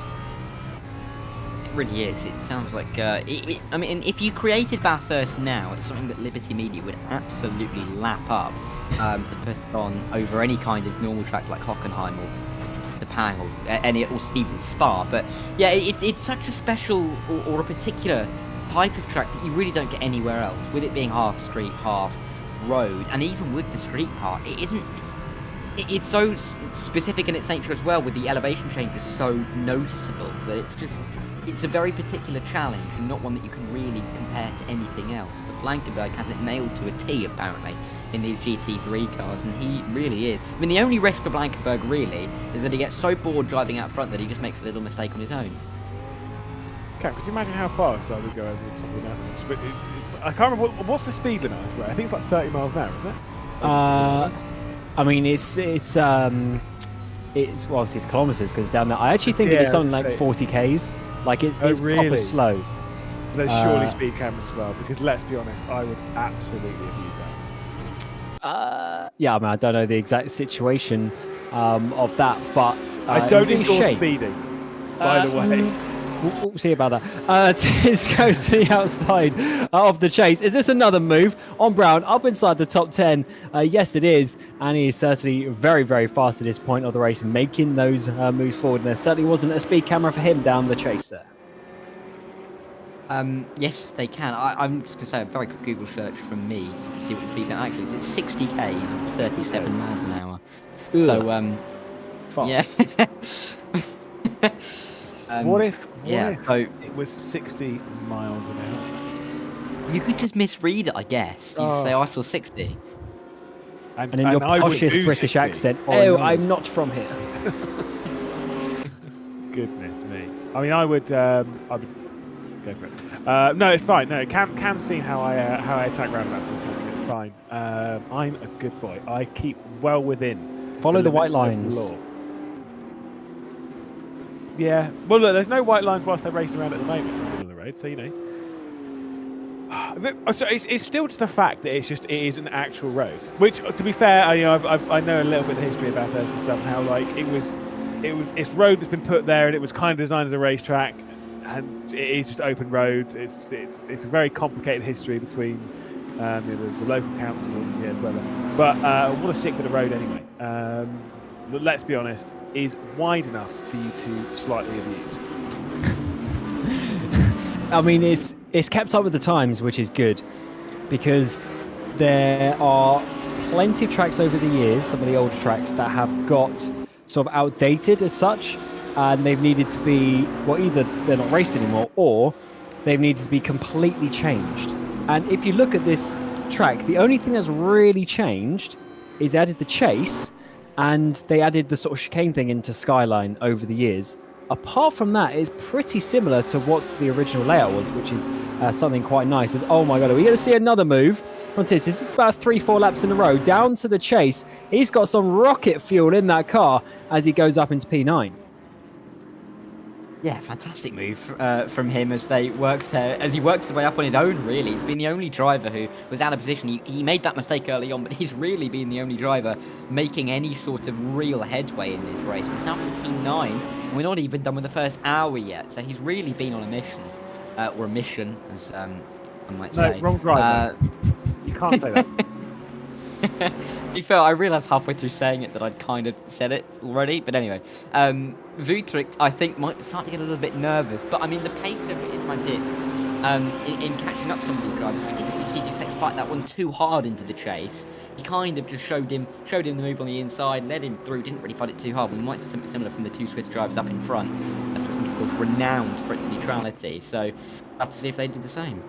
Yeah, absolutely. So the thing is, now that those positions have been made up, this is like the larger gaps that we were talking about for Stellantis to close down on. This is where things maybe sometimes in some ways get easier because it's just clear road, but in other ways obviously gets more difficult as we drop down the order so we don't miss any of the action. As Gaspar going to go for the up and under at Griffin's Bend. That one is defended quite nicely by Varga. Obviously, he's got past Clerk in the fairly recent past, and so now is looking to try and move up one more position. Did kind of wonder if Michu qualified 25th place in this race, on the cusp of getting inside that top 20 over the first stint of this one. Did wonder how much more pace was in that tank. And it's looking fairly decent with those, say, 4 places. But Varga always seems to be leading a train of about 4 cars in behind. As it's slightly changed around with the cars behind him, but he's still under that pressure. Just showing you that you can actually defend around here quite well, despite the long straights. All that's a little bit of a slide there, a bit off from Mish. Definitely missed the apex there, but he was able to regather himself before we come out onto this straight here. Despite these 2 long straights, you can definitely put your car in the right place around here and still hold on. And I wonder what Varga is going to do, because there's a 5.5 second gap up ahead, and he really wants to hold on to these places behind. Otherwise, he doesn't really have too much to fight for ahead.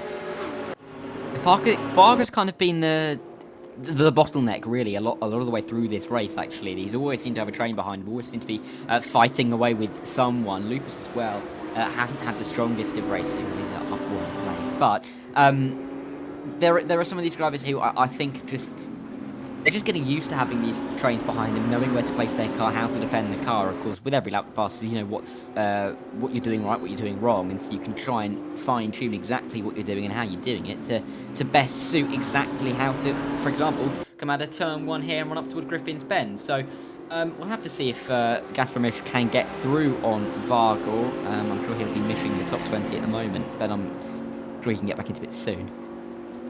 We are not very good at these. I did see one in chat a little bit earlier on, Michael, which we'll definitely have to take full advantage of that. And I did also see Marius Zabdir dropping in to say getting ready for Spa. I'm disappointed Zabdir's not in this race, but that's fine. We'll wait until Spa and see Zabdir out on the road. And of course, the other important thing to note is how I've been asked a little bit how these drivers got into this race. There is an open, there's a leaderboard basically to qualify your way to. Basically do some runs, and we've got like loads of splits. There's an oceanic split, etc., etc. You can do so by going onto Steam, getting RaceRoom, which is a free download, and then you can add the necessary packs on from there. Going through the little RaceRoom store that is on there. But it's always a good place to start your sim racing journey. As once again, Zizka, after closing back up, is going to try and find some pursuits. We did see some moments coming in from that BMW M4 earlier on in the race. It seems to have tamed that one. It's kind of one of those ones, when you get knocked out of the rhythm a couple of times, it's really tricky to get back into them. So Zizka's done a very good job of kind of not losing too much time, whilst also kind of figuring their way back into the race.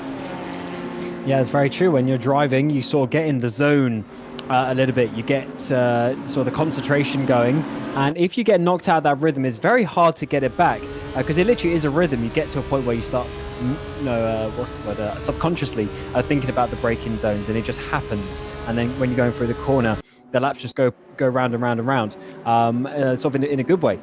So yeah, definitely a bit difficult. Is up the inside. Is it going to be a little bit of a look there from Weitzel? Not quite enough. Vigneron has to just cover that one off. But certainly, yeah, after a big crash especially, you really have to spend a few laps, maybe some time, to get back in that zone where you're not thinking about it. But unfortunately, when things happen, it puts so much to the front of your conscience that there's so much thinking that it's hard to concentrate. Yeah, I mean, at this stage of the race, you really need to be trying to concentrate to the best of your ability. Of course, nearing that pit stop window, when do you come in? You know, you're thinking about when the drivers around you are going to come in, how this could benefit you. trying to think about the best way possible to get through the pit stop, to get towards the end, to maybe get yourself through on a driver as Varga still defending. I think there's 2 of them around, isn't there? Yep, that's going to be Lupus. I think Clerk as well. Yeah, you can just about see him, but this is going to be a mess at the cutting. Yep, somehow we work our way through. Flashlights coming in from Charlie Monk, trying to work their way through into all of this, but now out towards the wall. Goodness me, that was all very, very sketchy indeed. Like I said, you had that bit of a moment ahead of all of that, and then there was contact behind. Absolute disaster from this stop. Thankfully, the crash wasn't any bigger.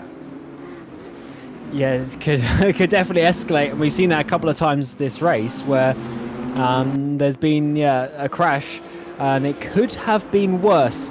Fortunately, we've had the luck on our side with a few of them today, because it is one of those tracks where with the blind corners, etc., and just the nature of how tight it is, there's sometimes not a place to go for the drivers in behind, but it's all working out pretty well for most people, as we did have a little bit of a change of position.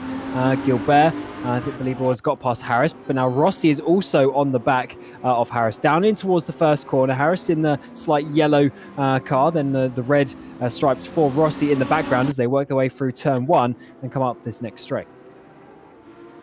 Yeah, we'll see if he can try and make the move, but it's really Rossi who's on the back of Harris rather than Harris pressuring Gilbert now. Gilbert a little bit under pressure and the final corner, but Harris now looking like he's the one who's going to have to maybe defend down here to Rossi, just in behind him, but in the end Rossi not quite close enough to make the move. But Gilbert, that stealth bomber of a McLaren, moving his way through. He's up to P15 now, but if he can hold on to it, that'll be more impressive, I think, because he does look like he's a little bit slower at the moment than the 2 behind him.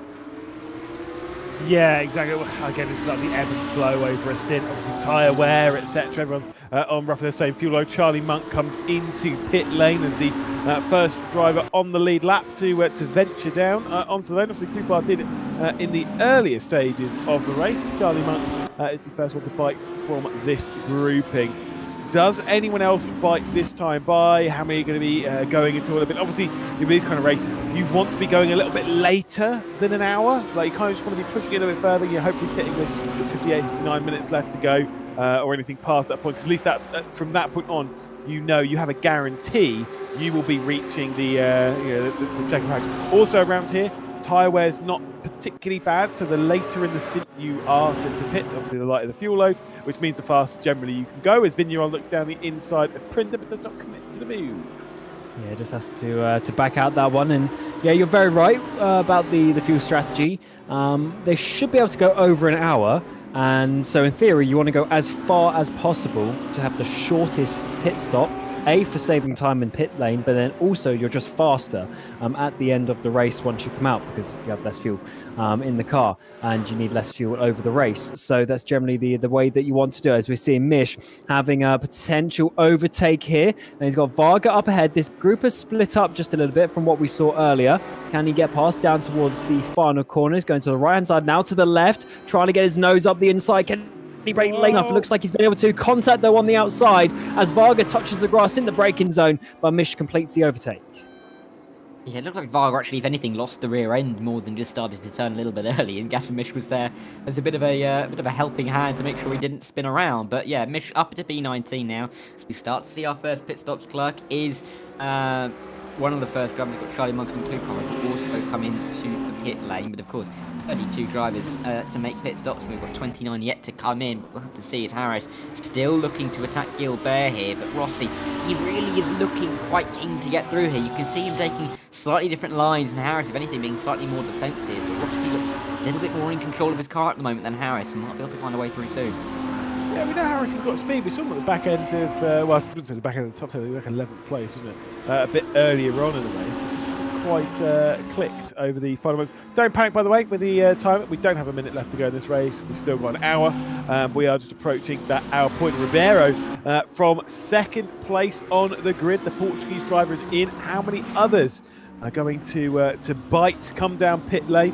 No mandatory stop. It's just that they actually have to stop to reach the end of the race. But no mandatory requirement as to how many times you'll see them down onto the pit lane. Vadatorn also in the pit lane to take the one off, as is Petter Daniel, obviously after those slightly earlier issues coming down the hill, and seeing caught completely backwards as he departed Forest Elbow.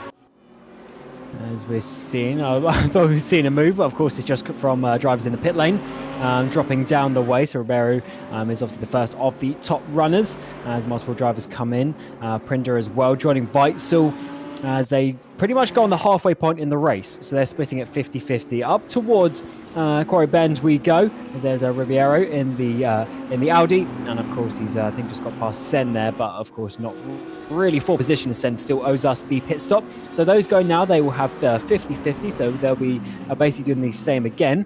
So drivers staying out a little bit longer might be actually able to gain some time here. They'll be on lower fuel now, and they'll have a shorter pit stop. Yeah, exactly, and that'll be what they're thinking about when they're trying to make their pit stops. But Ribeiro, I mean, he's come out in P5. It just shows how well the top guys have done over this first stint, really. That Ribeiro has come out in 5th after doing a pit stop, which cost him near enough 40 seconds out of the pit lane. Now, though, is that going to be Prinder? I think it is, right in front of this train of Rydell, Ornelash, and Marchena. But of course, Prinder has made his pits, but he doesn't really want to spend too much time being stuck fighting with these guys who are still yet to make their way through the pit lane. Of course, they've got to at some point, so he's not really in a fight with them at the moment, but they might just cause a little bit of an annoyance to him to get too close for too long. Race leader into the pit lane, Colin Blankenberg has brought his way down. Curtis is trying to get his way past. Manuel Rodriguez finds himself on in the podium positions right now. No entrance into pit lane from Maria Felipe, so the lead will be taken for the Portuguese driver. Meanwhile, the other two coming into the pit lane. No one extending ridiculous distances. I don't believe we'll be able to see them go too much further than where we are. Maybe another 2 or 3 laps caught. Also into the pit lane, so we'll see Ribeiro work their way back up into second position. Drive-through penalty going though the way of Varga. Despite that incredible defensive drive, it all comes a cropper courtesy of the pit lane. Yeah, that is not what you want to do and not what you can afford to do as they go side by side up the hill. As there's another move there on the screen up ahead as those other drivers come into the pit lane. So definitely show you how the pit lane can be so crucial, not just in terms of the pit stop time, but also getting a drive-through penalty just adds an extra 20-30 seconds to your race time that you don't need. Yeah, and it's just gutting, really, to make a little mistake like that, especially when you're thinking about how your race is going to develop after the pit stop, where you're going to come out, and then just be hit with a penalty like that. It just changes the dynamic, and you don't really know who you're going to be fighting with because you haven't thought about that kind of gap behind. So, yeah, it's gonna bring up some slight challenges, I think it's fair to say, for him. As we see now, a couple more drivers diving into the pit lane. That's Marchena, I do believe, coming in from P19 as Ornelash and Bayo will make their way through. But yeah, Colin Blankenberg, I mean, he's made his pit stop. He's out in second. I mean, it's a shame he hasn't gone longer than Felipe, to be honest, because he could have done a lights to flag. He certainly could have done, but you know, maybe the Merc used a bit more fuel than McLaren. Merc, see, again, Blankenberg, I always assume Merc, even though I know it's an Audi. I just assume Merc. Sorry, maybe the Audi eats a little bit more fuel than the McLaren, and so maybe that's part of the reason. Whilst we're talking pit stop sequence, I will just bring up the fact that this is my #1 circuit on planet Earth. Absolutely love this place. As Rossi out of pit is going to lose position to Weitzel. I will say there is one tragic thing about this race circuit, and that is the fact of that pit entry. Despite being in the right location, that's not a problem. Pit entry and exit's absolutely fine. But that chicane coming down onto pit lane is absolutely diabolical. It's the Singapore sling in Australia. Yeah, it's not the best pit entry by any means. I'm trying to think of a worse one, actually. The old Paul Ricard one was pretty bad. Brands Hatch is pretty terrible. Brands Hatch well. as a pit lane in general, in my opinion, is arguably the worst in motorsport, by the way. Red Bull Ring. Any new Formula 1 track as well. Red Bull Ring's pretty bad. Yeah. We never got to it, but the Hanoi one was pretty bad. I actually don't know how that one looks. Yeah, that's why they added on the extra penultimate corner hairpin thing, because it was too dangerous. Oh really? Yeah, it was. That's a bit of a whole mess. So there's a few bad ones around there, but I do agree that this is up there, challenging for the worst. It's always nice to have a bit of a competition between tracks, isn't it? Just for the worst parts of their racetrack, isn't it? I've just seen someone else go to Donington. I don't know if that was mentioned, but I can't remember. Oh, it's dark all of a sudden. Oh no, it's very bright again. Yeah, Donington is pretty bad. We do have some absolute crackers when it comes to pit entries and exits in this country. So that's a good sign. Let's say the position is absolutely fine as to where the entrance and exit is at Bathurst. It's just the execution. I understand what it is. The chicane's there to slow you down because it's a slow speed limit in pit lane because it's a street circuit. But still, it's tragic. But still, it is my #1 racetrack on planet Earth, so that's fine. I don't know what your #1s are, lads, but if they're not Bathurst, you're dead to me. It's interesting you say it's your absolute best favourite track in the world. Well, it is good. Le Mans? I do like a bit of Le Mans. No, it's terrible. It's straight chicanes. There's like 35 seconds of solid racetrack, followed by 2.5 minutes of absolute boredom. Yeah, from Indianapolis to the end is a favourite sequence. I do like the Nordschleife. Yeah, that is. There's just something about that. I don't know. It's just so fun to drive. In terms of actual sort of Grand Prix circuits, though, I don't know. There's a lot of fun ones out there. I do like a bit of Road Atlanta in the prototype, and that is a very good one. But I just don't know if Bathurst is there. I respect the challenge, but I don't know if I could lap it every day like some other circuits. Dara loves Miami. Does he? I also know someone else who loves Miami. Sorry, that is absolutely not true. I do not love. I was going to say actually, of current Grand Prix circuits, I was going to say for racing, like, as in to actually watch races and participate in races, I think Bahrain's pretty good. It's good for prototype racing. It's good in single seaters. It's good in GT3s as well. It's a nice circuit. You really like a lot of people don't agree with me, but I think it's quite good. No, I hate it. No, honestly, I can't stand Bahrain. I understand, like to watch, it generally produces all right racing, but then to drive, honestly, there is I love it. So many other things I would rather do. Also, when Miami was fairly new, I distinctly remember a Mr. Arathaca hot lapping that place, and I said it's a tragic circuit for tragic people, and you said it wasn't that bad. So clearly, you do love the circuit. I enjoyed driving on that circuit. Doesn't mean I enjoy it objectively. As we see, that's the effectively inside of Vigneron, I believe, or yes, it is. And he's making that move stick for P7. But yeah, no, I don't objectively like that track. I just thought it was nice to drive when I hadn't driven it before. Nope, it's terrible. Every time I hear like one of these junior drivers tell me that like Jeddah is a good track, absolutely not. All of the modern F1 circuits, are dangerous and stupid. Jeddah has an okay flow and some okay corners, but it is still absolute trash. Yes, okay, I agree on that. Whoa! Oh no! Oh, that's huge. Who was that? Desync in there. Who was that just crashed into him as well? That was a huge hit. But that is a wheel missing, the rear wing is missing. Some massive incident has happened to Lupus there, coming down towards the final corner. And it was Varga who smashed into him. He's got a bit of damage on that front, but somehow still continuing. Sorry, Darren, that's pure desync. That is a disconnected car. Yeah, I mean, I can't see any other way. I mean, it was pretty difficult to miss him, to be fair. Or it's pretty difficult to hit him when you saw him for that long, but yeah, impressively so, and that's not ideal. He wasn't able to manage his way out of that one. Charlie Monk getting overtaken here by the Frenchman Clerc as they run their way through Griffin's Bend up towards the cutting, and he's now up into P25. Varga is the next target for the French driver. We'll see if he can make his way through relatively soon. But again, these guys, they're so far off the back of Blankenberg. Blankenberg has just been in a world of his own so far. Yeah, just to clarify, by the way, the reason why I say that's a car that's been decent is because it was absolutely clobbered, and yet the Audi R8 that clobbered him, for one, drove straight into him, which is odd at the best of times. You wouldn't do an hour and 10 minutes of race and then drive straight into someone. For two, still there. And for three, the Audi has continued on absolutely fine. So, like, as much as there is a car stationary there, I don't believe anyone else can see it. I don't think this is causing a problem. It looks, fine, whatever. But I would not panic too much there if you are a Varga fan. Which, to be fair, back in minor cabs, was a very different thing. There was Varga sim racing.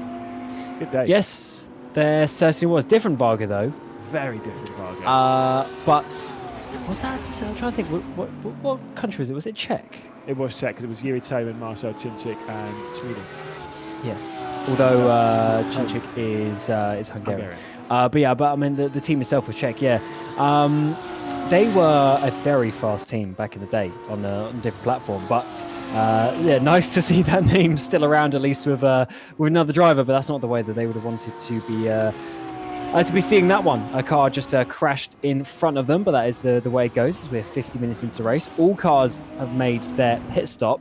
How's my prediction on Blankenberg being that minute ahead? He's minute ahead of 7th place. So he's getting there, but yeah, it's not going to be enough to lead by a minute.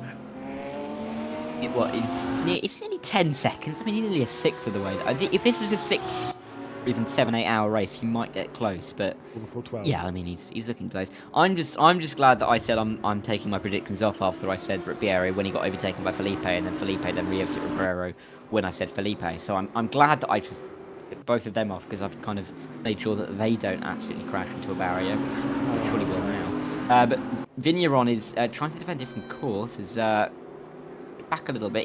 He'd probably say he's quicker than these guys, and will try and get through as quickly as he can. But Dufek is the bottleneck here, isn't he? Farah, do you believe in the commentator's curse? No, I don't. But I changed predictions and. The way I'm treated on these broadcasts, unbelievable. Calling out my bad words, and now this. Yeah, no. HR onto this. Oh, and I dropped his middle name as well a bit earlier on. But no, it's fine. No, the commentator's curse doesn't exist. There is only bad luck and bad driving, of which we've had our fair share of both during this race. And which you can see lots of on the Lewis McGlade YouTube channel. The shorts as well. Wow. Mate, check the shorts out on Lewis's. He has some interesting stuff going in his races. How dare you two? Well, for one, I mean, at least Cam's trying to get me some views here. Lewis, it's about the journey in more ways than one. Nice. That's funny. I'm still a little bit heartbroken by the fact that Darius said about bad driving when he does the F1 23 with the racing line on. Nah. So, big man. No, you can't be having the race line on. I did plug the YouTube channel as a basis. If nothing else. That doesn't give you a right to use the racing line. I understand why it's there, but if you're at any sort of higher level, you need to be knowing the racing line. Yeah. I'm not at a higher level though. That's the thing. You drive, right? Going for the move here though.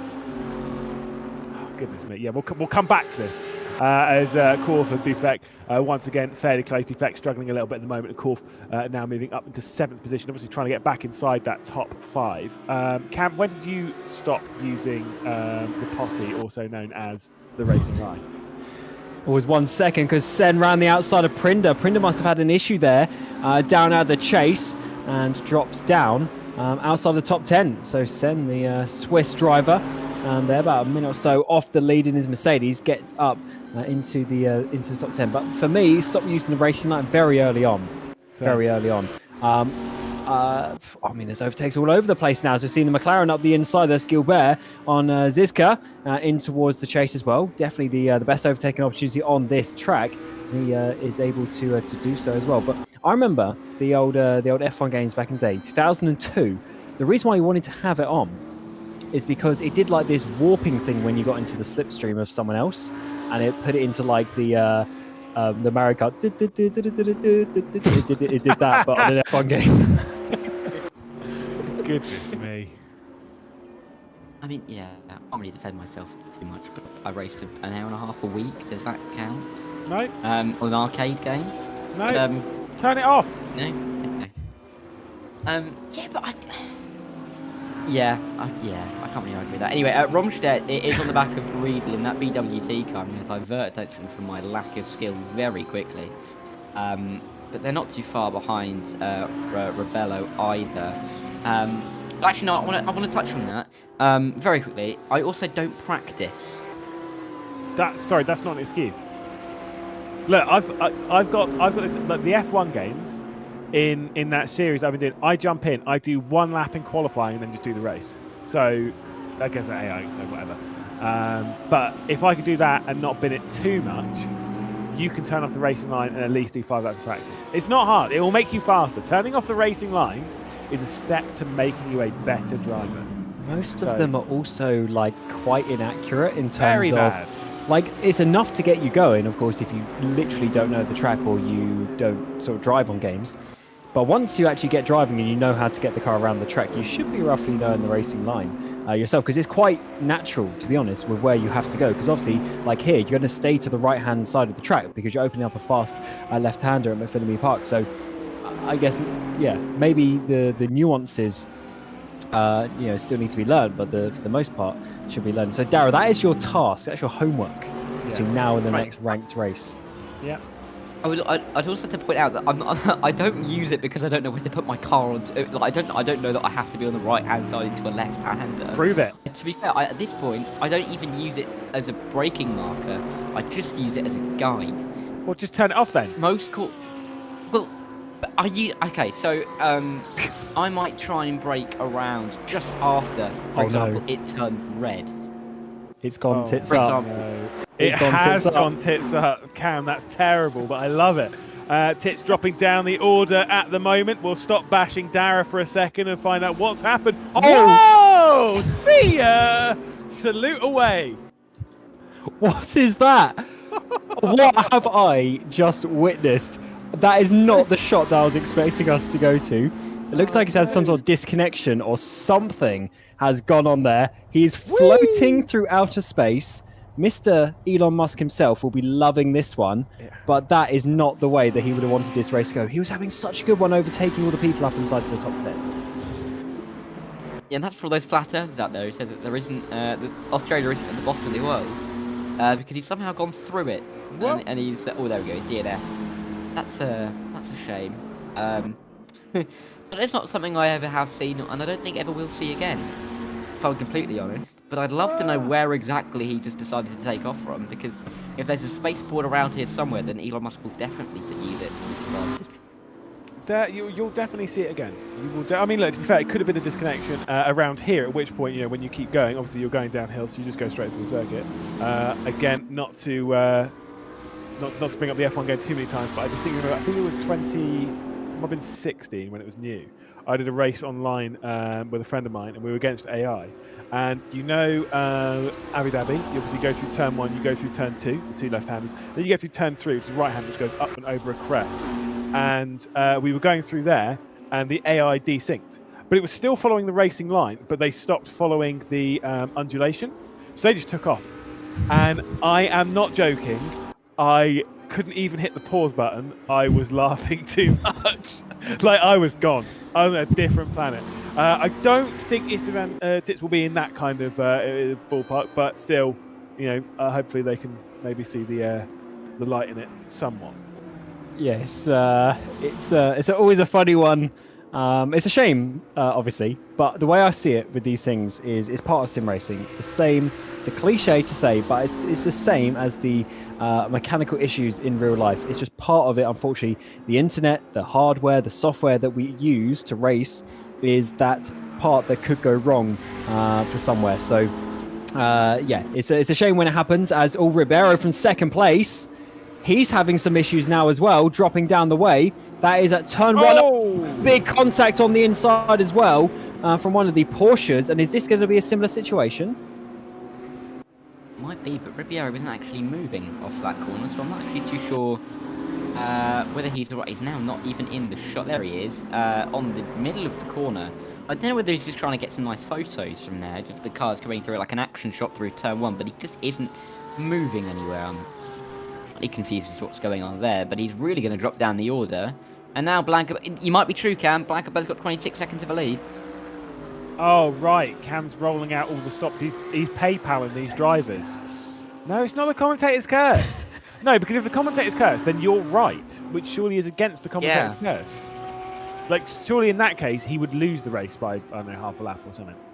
Especially considering 2 of the commentators have picked Colin Blankenberg. Surely, if it is the case, as Ribeiro now adds to the retirement list, no, it's definitely there's no such thing. There is no such thing, Cameron, as the commentator's curse. I I know That's the you're saying it as a most- wind-up. I know. I do like to wind you up about it because I know you're very passionate. I do kind of agree with what you're saying. There's not a... I don't think there's a direct correlation, but it happens too much. It happens a little bit too much over average or over like the... Rubbish. Yeah, I don't know. It just happens a little bit too much for it to be pure 100% coincidence. I don't know. Why? There's something funny about it. Why? Because it The just thing happens is- a little bit too much. The thing is, Cam, is that let's just say, because everyone's always like, oh, you said something positive about a driver and now they've binned it or whatever, right? How many positive things do we say about a driver in a 2-hour broadcast, in a 2-hour race, right? Quite a lot. How many of those bin it or crash or disconnect or have a wheel failure or get binned by someone else, right? The percentage, it's like an absolute max 10%. So it doesn't happen that much. It's just purely the fact of someone's going to bin it, and at some point in the race we might have said something positive. That's a great catch by Sebastiano Rossi, and now he's going to bin it in a couple of laps' time. Yes, that's not how the context curse works. It's total rubbish. I'm fuming. See, this is why I like stirring the pot about it, because you get all wound up. It's quite funny. Yeah. I'm not saying it's absolutely, it's a thing. It's, conspiracy or whatever. But I don't know. I can't say for sure that there's a 100% not a thing. It might be 99.9, but Lewis isn't normally one for a conspiracy, is he? There are some that are, but yeah, it's interesting though, because it's much more interesting than me using the racing line anyway. Rossi then on the back of Weitzel. Vutricht is in behind as well. Of course, he was further up, wasn't he, in that Ferrari? He was more closest to Roland Sen, but now he's dropped behind these guys, and that you could call it the pink machine. I'm trying to think of a good name for it, but it's because that that psychedelic masterpiece, if you could call it that, is currently in B10, but he's a long way behind Prinder. It's 10 seconds at the moment. So you'd say that this is really battle for B10 and probably the limit that these guys can go to. Yeah, and you can see the again, that pressure being built. Rossi and Vutricht behind. I say Vutricht running in a higher position, now trying to close their way back on it. Maybe a little bit of damage on the front end of Weitzel's Porsche. Maybe the scarcity meter is being increased ever so slightly from Weitzel. Obviously, yeah, it's important getting that top 10. It's kind of like I've always said before. Is there's a few positions that you kind of like value slightly higher than others. Like I say, if I've always said, obviously you want to win first. If I'm on the podium, if I'm second or third, I don't really care. If I'm on the podium, if I'm in the top 5, if it's 4th or 5th, I don't really care. It's top 5, and it's kind of like 6th through 10th. I don't really care because it's inside the top 10. But it means like if there's that increased pressure on not finishing 11th, not finishing 12th, because you're close enough to the top 10 that it actually makes a difference. Yeah, you got to be always looking forward in these races, especially with how close some of these battles remain, even with 36 minutes to go of a 2-hour race. There's still some very, very close battles out there, so definitely need to be looking forward in that regard. And some opportunities will come your way. We've seen there's been some few spins coming into it. We've seen a couple of potential disconnections coming into it. So there's always opportunities later in the race, and that is why we always say to these drivers that you've got to keep going. And even though you might be batting for 20th place now, there might still be a top 15 later if there are issues for other people. So definitely one to keep going, even if you have a few struggles. Yeah, I mean, there's always, and around Bathurst particularly, there's always chance for someone to make a little mistake somewhere. That might cause a 5-car pile-up somewhere, and you can gain about 5 positions because of it. So there's always opportunities. There's always chances, and if nothing else, I mean, this is still the top split for the RaceRoom 2 hours at Bathurst. And there's a bit of honour that you can take, as we see Gasper Misch defending from Harris, but not really defending from Harris. Harris goes on the outside. Before they even get to the chase, Harris is through. Gasper Misch flashing his lights at Harris, who's now up to P16. He's been up and down that kind of teens area, hasn't he? Yeah, not sure if that's like client side, but any more damage on the front end of that Merc, and he'd be mishing the front end as Badumtish, as Vutricht will get past Rossi. So another position picked up from the Swiss driver. I mean, Gasper Misch, by the way, did start again in 25th position, so could have just taken maybe no tyres. Could have done something slightly different on strategy, and that's kind of why they're maybe dropping back, whereas we know Harris started just outside the top 10, and so they're kind of like I wouldn't be too worried about that kind of move. Like Harris, theoretically speaking, should be a fair amount faster, I guess. And sorry, change that. I just noticed the amount of damage that's on the front of Mish's car. I've already there. made that joke. Yeah, no, but I hadn't quite appreciated actually just how bad it was with that front bumper being completely crumpled. That's like that really good GIF that always comes up with the I think it's in V8 Supercars actually. The Nissan Ultima back in the day, and that absolutely smashing the bonnet down on it, giving it the duct tape as well. That would be needed if we had another pit stop coming this race with 34 minutes to go. That's not going to be happening, but certainly a good opportunity here for Mish to try and get through down the Conrad straight one time, as we had a yellow flag. Marchena from 25th place has gone around somewhere, rejoins, and not great, but we'll just about accept that as no contact was made. Pretty smartly done, actually. A little bit of a pirouette turn on the spot, and he's up into P, or he's down into P26, I should say. He hasn't gained anything from that, clearly, hasn't he? But he's clear enough of Kubovic to not be anywhere near worrying about him for now, as we go back up to Charlie Monk, chasing after Clerk, as they rise through Skyline, and now will come down through the S's. But, you know, half an hour to go, just over half an hour to go, but we still have battles forming. We still have this battle over P22, because Vargas is there. We still have battles further up. You're looking at P60, Feckers far ahead of like Sabinion and Sam. We've got battles further with Harris and Mish that we've just seen as well. So, you know, there's still opportunities for moves here, and we see this is Vutric now going for Weitzel for P10. Oh yeah, I think we're just going to fight over the next half an hour, which is great. It's been an excellent race here in the Bathurst 2 hour on RaceRoom. I don't know if either of you caught the V8 Supercars this morning. I'm going to assume it. Sadly not, because it's at the wrong time zone. It is indeed, but thankfully they put highlights up onto their channel almost immediately. I was watching that this morning. It's very when you see it, it kind of makes me hopeful or glad rather that we don't have loose wheels. Oh yeah, I did see that clip. Yeah. Oh, that scared me. I have no idea how a safety car was not called out any earlier. But yeah, if we had loose wheels, this 20 kilos just rolling down the hill. As drivers are coming up towards it. The scariest thing that I have seen, if that was Formula One, people would be absolutely running riot. And I don't know if they are around supercars, but I would be, because that was unnecessarily dangerous. Yeah, they are big. If I say big GT cars, but I know they're not really, they're more touring cars than GT, but I know what I mean, they're big machines. Yes. And it's more so, I'm more worried about like spectators and marshals, because if a car bounces off that at over 200 Ks, I mean, that is flying off into the skies. We've seen a huge send there, a bit late actually. Wasn't quite expecting that. A huge contact between the two as well, as Vutric going for on Weitzel, but that is not without some aggression. As first it was a bit late on the brakes. The flashing of the lights we've seen Weitzel do all race continue on, as he just got a little bit argy-bargied out of the way. Yeah, I don't think we're too pleased by it, but he's still in the hunt. Rossi's going to be looking at thinking that he could try and make the move. Gilbert in this stealth bomber. McLaren is still defending from Zizka for P14. Quite a ways back on Brown. He's right at the back of that train for P10. But yeah, I mean, he's going along nicely. Here is the Frenchman and Zizka. We haven't really talked about him much, but he's kind of just taking his opportunities where he can. He's up 11 places in this race, biggest mover in the top 16 as we see through in towards Griffins. Ben Rossi looked for it a little bit, but he couldn't get through and Weitzel, and that's kind of in the story of all these drivers' races, nearly but not quite close enough. Yeah, it's kind of. It seems like it's been fairly hard to complete a move. It's not been so hard to actually get like an overlap of some description, or to at least have a look. But it's about completing that move, getting that full commitment. Yeah, we've not seen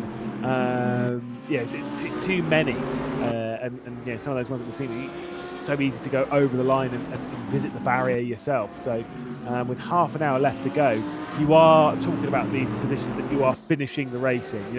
You might be able to gain one or two more, but not really any further than that. It's you're looking at basically your final couple of finishing positions. There are a few where there's a couple more to gain, like for example Charlie Monk here. You can get past Clerk, Varga and Romsted, who started from the rear of the field, by the way, in 21st position now. And that's a perfect example of why you just keep going in these races. Of course, he's ahead of, what's that, about five cars, 6 cars on pace, and then a couple of DNFs around him as well. So perfect example of that. But as you say, Charlie Martin might be able to do something. You're getting very close, almost too close. To the back of Clerk there as we come up the hill now out of the cutting, and it's definitely looking pretty good for him actually. Just needs to find a way to slide through, mostly down into the chase it will be, so needs to stay close as we come over the mountain here through all these fast left-handers through Salmon Park up towards McPhilly Park as Marchena goes around again in the Mercedes, and just one corner later than he did previously. Making good work of trying to get it spinning at every single corner on the racetrack, isn't he? He's done at least 3 now. As we see, here's Vigneron and Sen going side by side, and Sen did it. That was awful. I'm very sorry. On Vigneron, and Vigneron is now down in P8 once again. But Sen, he's been quietly going about his work actually, and he's not too far behind Dufek for maybe getting a P6. That was pretty cool. Yes, but to be fair, I pretty much said the same thing earlier on the broadcast, so it's fine. I'll take that one. It's a trick I'm teaching you, how to say really stupid things on broadcast, so that's fine. Defensive line just being taken a little bit there, or rather attacking line should we say, from Varga, who's gone straight over. Romstead also getting squeezed off and all that. The Audi R8 of Clerk will come through to gain that position. No opportunity, maybe there is one for Charlie Monk as there's more problems. Is that another disconnection? Really, Felipe will also be out of the race, but considering where that car was with the damage that we saw, I believe that might be another DC. Oh, that is such a shame for a couple of these drivers who are missing out some positions from that, and especially just inside the final half an hour. So it looks like he's going to be out of the race as well. That puts Rodriguez up into second, Peter Daniel into third place. And my prediction of him here for the P1 and 2 gap might actually be getting there, as it's getting very close indeed. That leaves Korf just inside P4, and then Dufek inside your top 5, as it's certainly been an eventful 2 hours of Bathurst. Deep down, I think I'm going to be slightly annoyed if Blankenberg gets that minute on second place, just because it was never looking likely, and then internet issues might actually allow it to happen, and I don't know how pleased I'm going to be, especially if Cam rubs it in our faces as well. Oh, he will. But 27 minutes go. To be fair, we're 3/4 of the way through this race, and Rodriguez is 3/4 of a second behind Blankenberg. Like, it is genuinely possible here, but Rodriguez isn't fighting drivers like he was before. So it is possible that he stays within a minute, so long as he doesn't disconnect. We can only pray very heavily that that can happen. Clerk now, still behind Varga. This little trio, group of 4 of cars with Romstead at the back, really have given us a nice little battle the last couple of laps. But Varga again, I mentioned it about half an hour ago, if not more, that he's just always seemed to be the bottleneck. He's just constantly the driver that everyone's trying to get past. Barrett, do you know how I know Cam will rub it in our face? How? Because he's a legit 18.2 handicapper. It's a golf thing. It's Cam, not. It's 19.4 now or something. Yeah. Cam lost Cam has completely bodged his golf. I'm sorry. I'm not going to talk about it any further. It's not worth it. But I just know Cam will absolutely rub it in our face if he's right, even though it's through pure luck. It's not luck. How is it luck? I literally said that with the knowledge of Blankenberg having a dominating qualifying session. The race pace has converted, and by the gods of the servers, a couple of dropouts mean I might be right in 25 minutes. That doesn't sound like the commentator's curse, though, does it? No, but it does sound like how I got my handicap. So it's same. I think it's fair to say that Lewis is going to go to bed thinking about both the handicap and the commentator's curse, and he won't fall asleep for quite a long time. Lewis dreams about golf anyway. That is true. Every second. Every single in that second. drive. I didn't have much to dream about when we were in the referee. No, I didn't. I was too busy focusing on the return to sim racing commentary because it's home, isn't it? Especially when we get good races like this. Races that we could compete in because we're not fast enough or good enough, and I don't think you can have the racing line on in this one. So at least there's I keep on saying this. we need to work out for the next rank race, like the three of them who's doing the commentary, the ones who don't, because of course, normally Zach Sweeney or Ewan O'Leary join us as well. The other two need to go in the race. We don't have a high enough rank though. Oh, that's true. Chris needs to bodge us into top split. I don't know what my for a what scientific my experiment. I think I'm like 1,600 or something. I don't remember. Honestly, I do not remember. I have to go and tell you, but I have done a few races, and I was terrible. I was about to say, no, you're actually a pretty fast driver. To be fair. Yeah. Where were you going to go with that, Cam? No, I was going to make some joke about you not being actually that fast, but you are, to be fair. Definitely faster than me, which is frustrating. Hearing this, Dara. Well, see, we do compliments around here. We like to take the mick a little bit, but we do like some compliments as well. But no, Lewis is generally he's a pretty fast. Cam is worried about not getting a discount on the next Golden. Yeah, right. There might be some incentive here for Cam to be dishing I don't even know what to say to that. I'm not going to be signing off those scorecards anytime soon, Cam. You're starting to win yourself back in. Oh, you have to get in the door first, Lewis, and then we go from there, which is what's happened. Oh dear, what an absolute mess this broadcast has become here in the commentary booth. We'll find our rhythm. Do not worry, because we've still got some excellent racing happening. We've got the two Audi R8s, Vargo, Clerk and Monk. We'll drop the golf chat and we'll focus on the race for the next 23 minutes, I promise. It's definitely been it's been a fun one, and I do think we've got some battles coming our way in the final. What's it going to be, about 12 laps probably left in this race, including this one by the time we get to the end. Here is Blankenberg at the front by 49.5 seconds. Of course, that gap has exploded a little bit because we've had a few dropouts, unfortunately, from some drivers who are filling that gap. But he has still been just the absolute domination of this field. He's qualifying by almost pole position by almost half a second, and he's dominated in this race as well.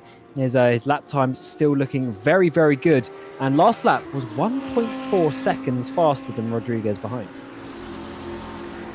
Which is worrying for us if that gets close to a minute, but it's still possible that Manuel Rodriguez can stay within that minute. We pray that he can. We're supporting him all the way to the flag. We'll see. He's got a couple of lap cars. He's actually got quite a lot of lap cars between himself and Colin Blankenberg in the race lead, because Blankenberg has lapped everyone up to P13.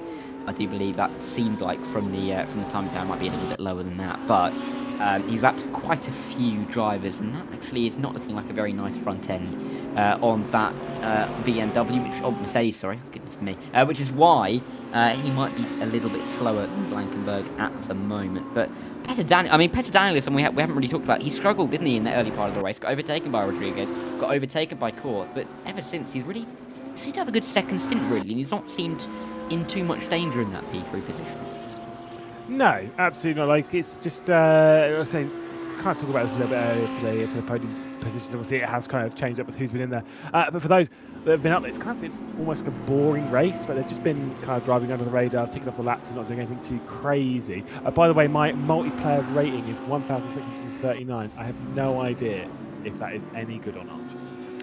But I can tell you it probably ain't good enough for this. Yeah, there's I think it was 2,200 for Blankenberg from memory. So I would assume most other people. 94.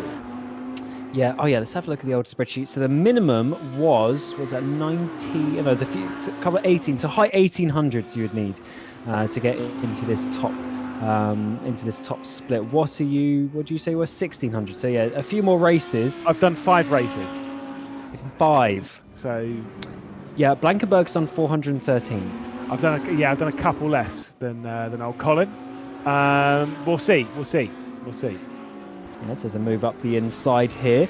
Potentially Ziska trying to get that on Harris. Not quite that time around. And as we've seen, turn 1 is not necessarily the place you want to overtake, and that slowed him down coming on the mountain straight. This is, of course, now inside the top 15. They are on the lead lap, and they do have a decent amount. Hopefully they can just about hold on to that lead lap by the time we get to the end of the race. They're saying about sort of 10 seconds, there's a little bit more than that, down to Rebello, who's the final driver on that lead lap. So that's really their main focus, I would say, as well, as they pulled away from Mish. Yeah, I hate Rebello on that lead like that. Only because Colin Blankenberg is lapping at about 2 minutes 3, so I'm struggling to work out how. Oh yeah, that's because it must be Colin Blankenberg has lapped everyone up to Gasper Mish, I think.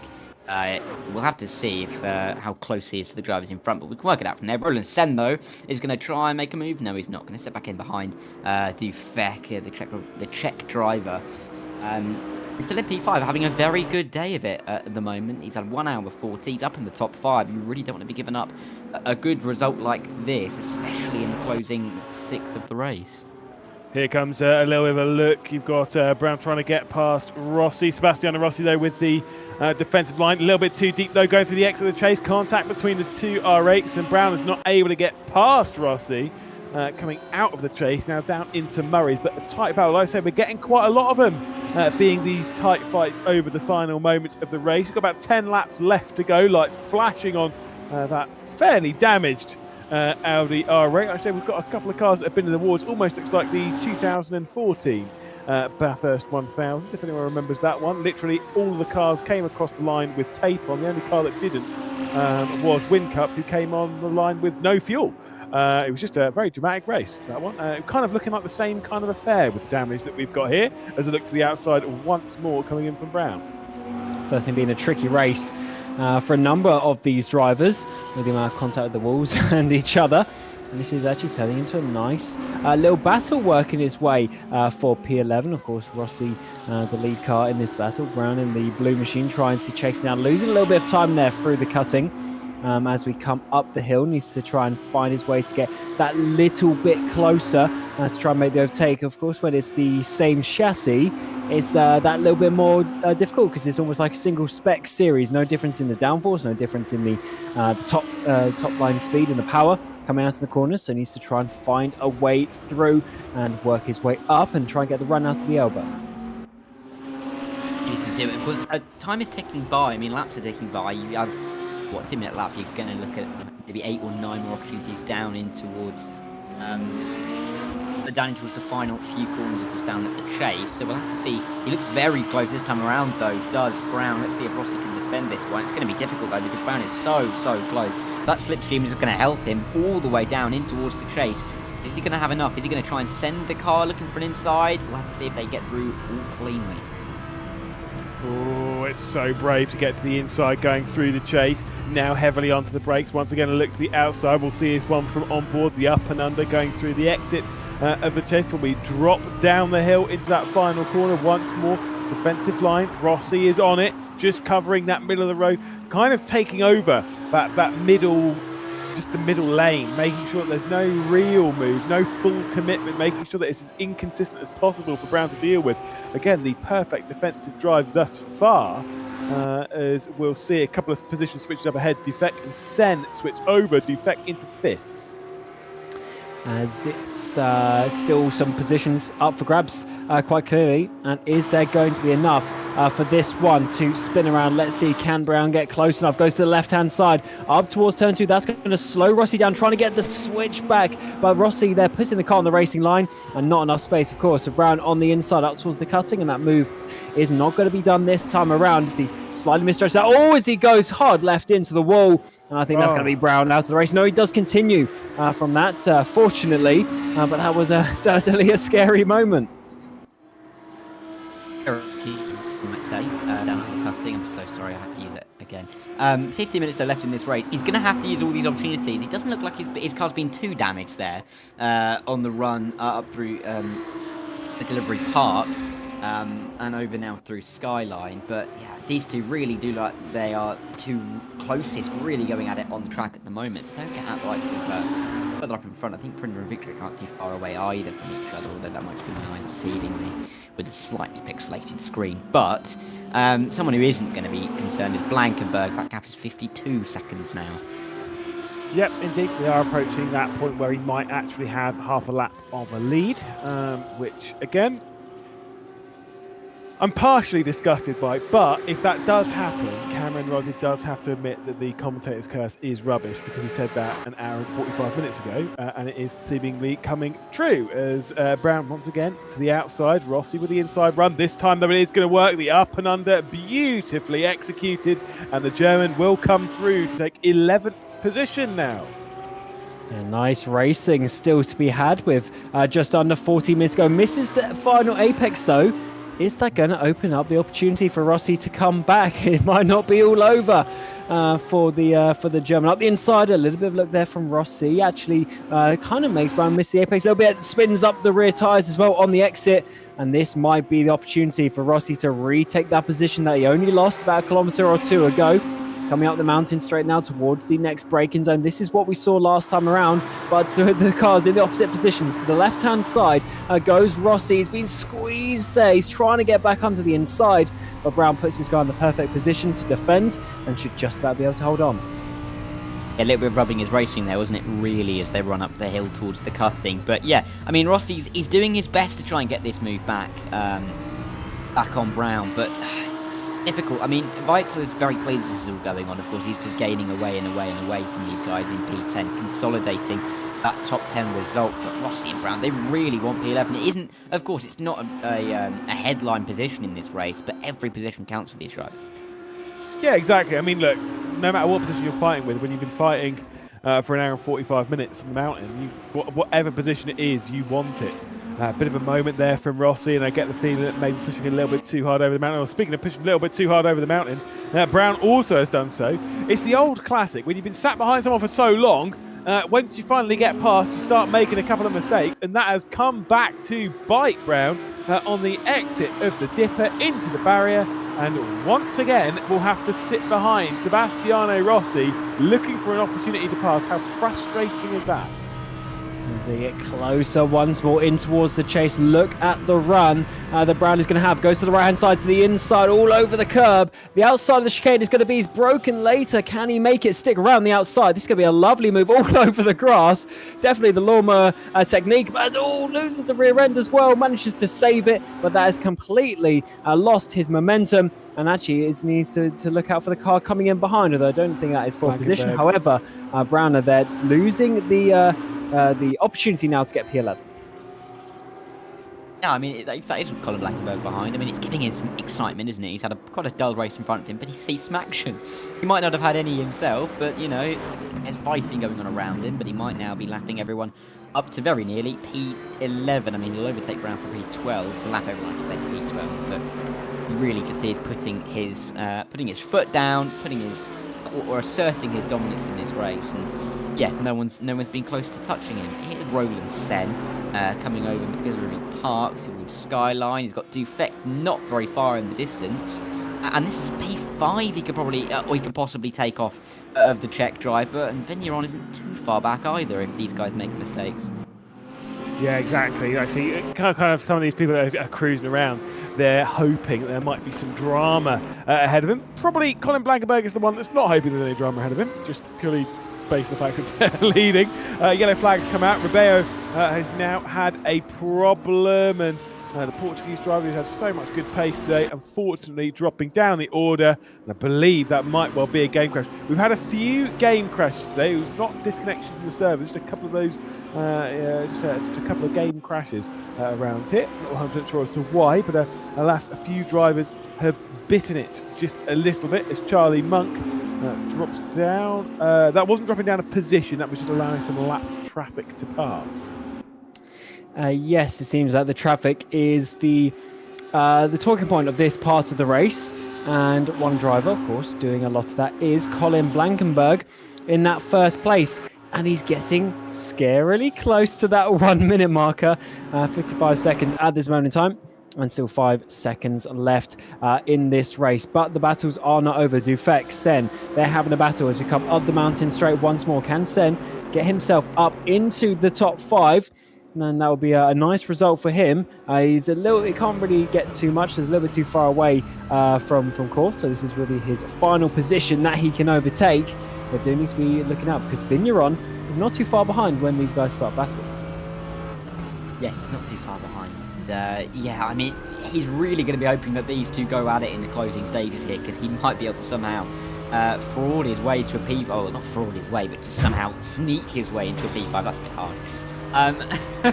He's earned a P7, absolutely, but I think he'll be very pleased to pick up a P5 here if Defek and Sen manage to come together. Only about, what, 5 laps or so to go here. Blankenberg is controlling it nicely. I think it's very fair to say I am very concerned that Rodriguez is 56 seconds back, but That's bad, yeah. No. I'm still praying. What does it need to get to? It needs to get to 61 seconds. Because a lap around here is 2 minutes 3. So 2 minutes 2 minutes 3. So about 61 and a half seconds to work out if Cameron Rodder is correct or not. I said half a lap, which could also be done in distance. So when he crosses the line, we need to work out where Rodriguez is on the track. Yeah, but that's so much harder to work out. You got to half the distance at the circuit, which is not a problem, right? But then you have to work out how far around that is, and can you really be bothered that much? I think it's close enough to say that I'm right. Should you not just accept 61 and a half seconds? Nah, I'm right. A win is a win. Okay, if you're right, the commentator's curse doesn't exist. Something like that. No, agree. We'll exactly agree. That. Agree to agree. We'll see. We shall see. Either way, once again, Defect Sen very close up the hill. Drag race begins on Mountain Straight now. The AMG trying to find a way past. I say a good gap back to Guillaume Vigneron. Obviously, just a little bit further down as Weitzel, Nicholas Weitzel, next one to bring out a yellow flag, and that is a big one on top of the hill. It's really damage on that car. Surely he would have had to have hit the barrier there. Couldn't quite see the car if there was damage, but I agree. I mean, a weird place to be stopped, because normally if you just run wide, then you can sort of continue on at speed. But because they were stopped, there must be an actual spin. But I can't see any major damage, at least, as in the background. Is that Monk, I think, getting out of the way for one of the cars? Might be a Peter Daniel that he's just letting through there as they run their way down this back straight. So still some small issues to be had. This driver's not giving up just yet, still pushing the limits and still trying to get every centimetre off the track that they can. Yeah, I mean, it's this kind of point in the race where you've just kind of got to extract literally everything you can, because otherwise you might be regretting maybe leaving a tiny bit on the table here, a tiny bit on the table there, especially if you're looking for a move in the way that Korth is on Peter Daniel. Of course, it's a big gap to pull in, and he's got a lapped car between himself and the man currently in P3. But you can never say never. I mean, Peter Daniel could make a little mistake on the top of the mountain. We've seen many drivers make little mistakes. We've seen a few make some big mistakes, and we've seen a few go interstellar. So any of them could happen. But yeah, Peter Daniel, to his credit as well, is only about 4 seconds off the back of Rodriguez. So he's not too far back from the Spaniard. And I think he's been closing over the past half an hour. Not by much, not by enough to really go for it in the final stages, but he really has been keeping pace, I think, if I say, with the man in P2. Yeah, I mean, look, oh goodness me. You're absolutely right with the idea for Korth. It's about keeping the pressure on. It's about keeping close enough that you might just see that mistake. If you take your foot off the gas and you start slowing down, just be like, look, I'm going to save the result, blah, blah, blah, blah, blah. That is when they make a mistake. And had you actually kept the pressure on, you would have been close enough to take advantage of it. So you've just got to kind of keep that gap as close as possible, keep the pressure on, maybe force a mistake, and just hope for the best, really. And right now, especially when it's for a podium position, because you'd love to have a podium at Bathurst. It's a big, big, big result. It certainly, and Peter Daniel's doing a great job. Remember, this is the very corner where Korth spun in front of him, but an hour and a half later, he's got back ahead and is leading in this battle for the final place on the podium. There's Colin Blankenberg. He's getting so close to that 1 minute, 1 second and a half that we're aiming for the gap. It's certainly been a dominant drive, and of course, this is still actually a very high-level field, but there's a few other drivers from the ranked scene, maybe, who didn't shot today, making his race a little bit easier. But this is still just a him showing off the speed that he's got and showing you why he's batting up towards the front in all of the ranked seasons and championships and races that we do. As Vital has had an issue at the dipper. Continuing on, is that no bonnet? Yes, it is. The fuel cell is open on there, so it's been a crash into the wall for a car that's had its issues today. Yeah, taking a couple of the paint off as well of that car for the German in the Porsche, but we see Petty Daniel now really having to defend. He's lost a chunk of time, and here's Court here, trying to make the move down into Griffin's Bend, the inside line. Will it suit him? Petty Daniel's going to have to tiptoe dance his way around the outside, but the German spread up the inside. He's controlled the inside line, and he's back on the podium with less than 5 minutes to go. It's gutting for Petty Daniel. Yeah, exactly. It's what it is, isn't it? Sometimes it just happens. I say that's the whole pressure we're talking about. Keeping on, course then onto the podium. So if there's going to be any more dramas. 4 minutes 20 seconds left to go in this race, meaning that we'll be dealing with 3 more laps. And on this pace, the gap is going to grow to larger than 61.5 seconds. So Cam is wrong. He said exactly a lap and a half, as we'll see issues from Van den Toorn, and they'll get back going again. But yep, you said exactly leading by half a lap, and it will be more than half a lap. So there is that. Oh my goodness, everyone's just falling off at the moment. Final laps coming in. It is a 2-hour solo race. And I guess for those who are used to doing, 12 hours, 24 hours, etc., 2-hour stint isn't necessarily that much. But for us, 2 hours is some of the longer driving that we do. And that car is crabbing massively. I thought it might have just been not quite getting up to speed. But yeah, that car was definitely crabbing massively with the damage that they had. And there might still be some overtakes towards the end of this race. Gilbert in 13th place as Harris closing down for that position. Decent place as well, so Harris should be fighting for this. He's had a solid day in that mid-pack. About 2 minutes off the lead, but still, he's been in some good battles. And there's the car right ahead of him that he needs to overtake. Yeah, but of course, when there's not long left on the clock, you really start to overthink it, really start to push a little bit too hard. It may draw you into a little bit of a mistake.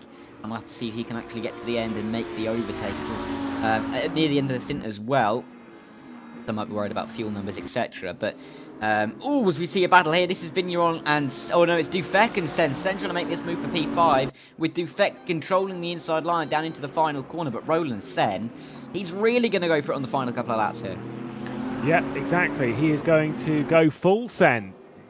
And we'll have to wait and see if there is going to be that opportunity for him inside the top 5 he'd like to go. There's a look down the inside of Hell Corner. Be careful not to overdrive this one. Hooks it up to the apex and now begins this drag race up the hill. That's beautiful execution.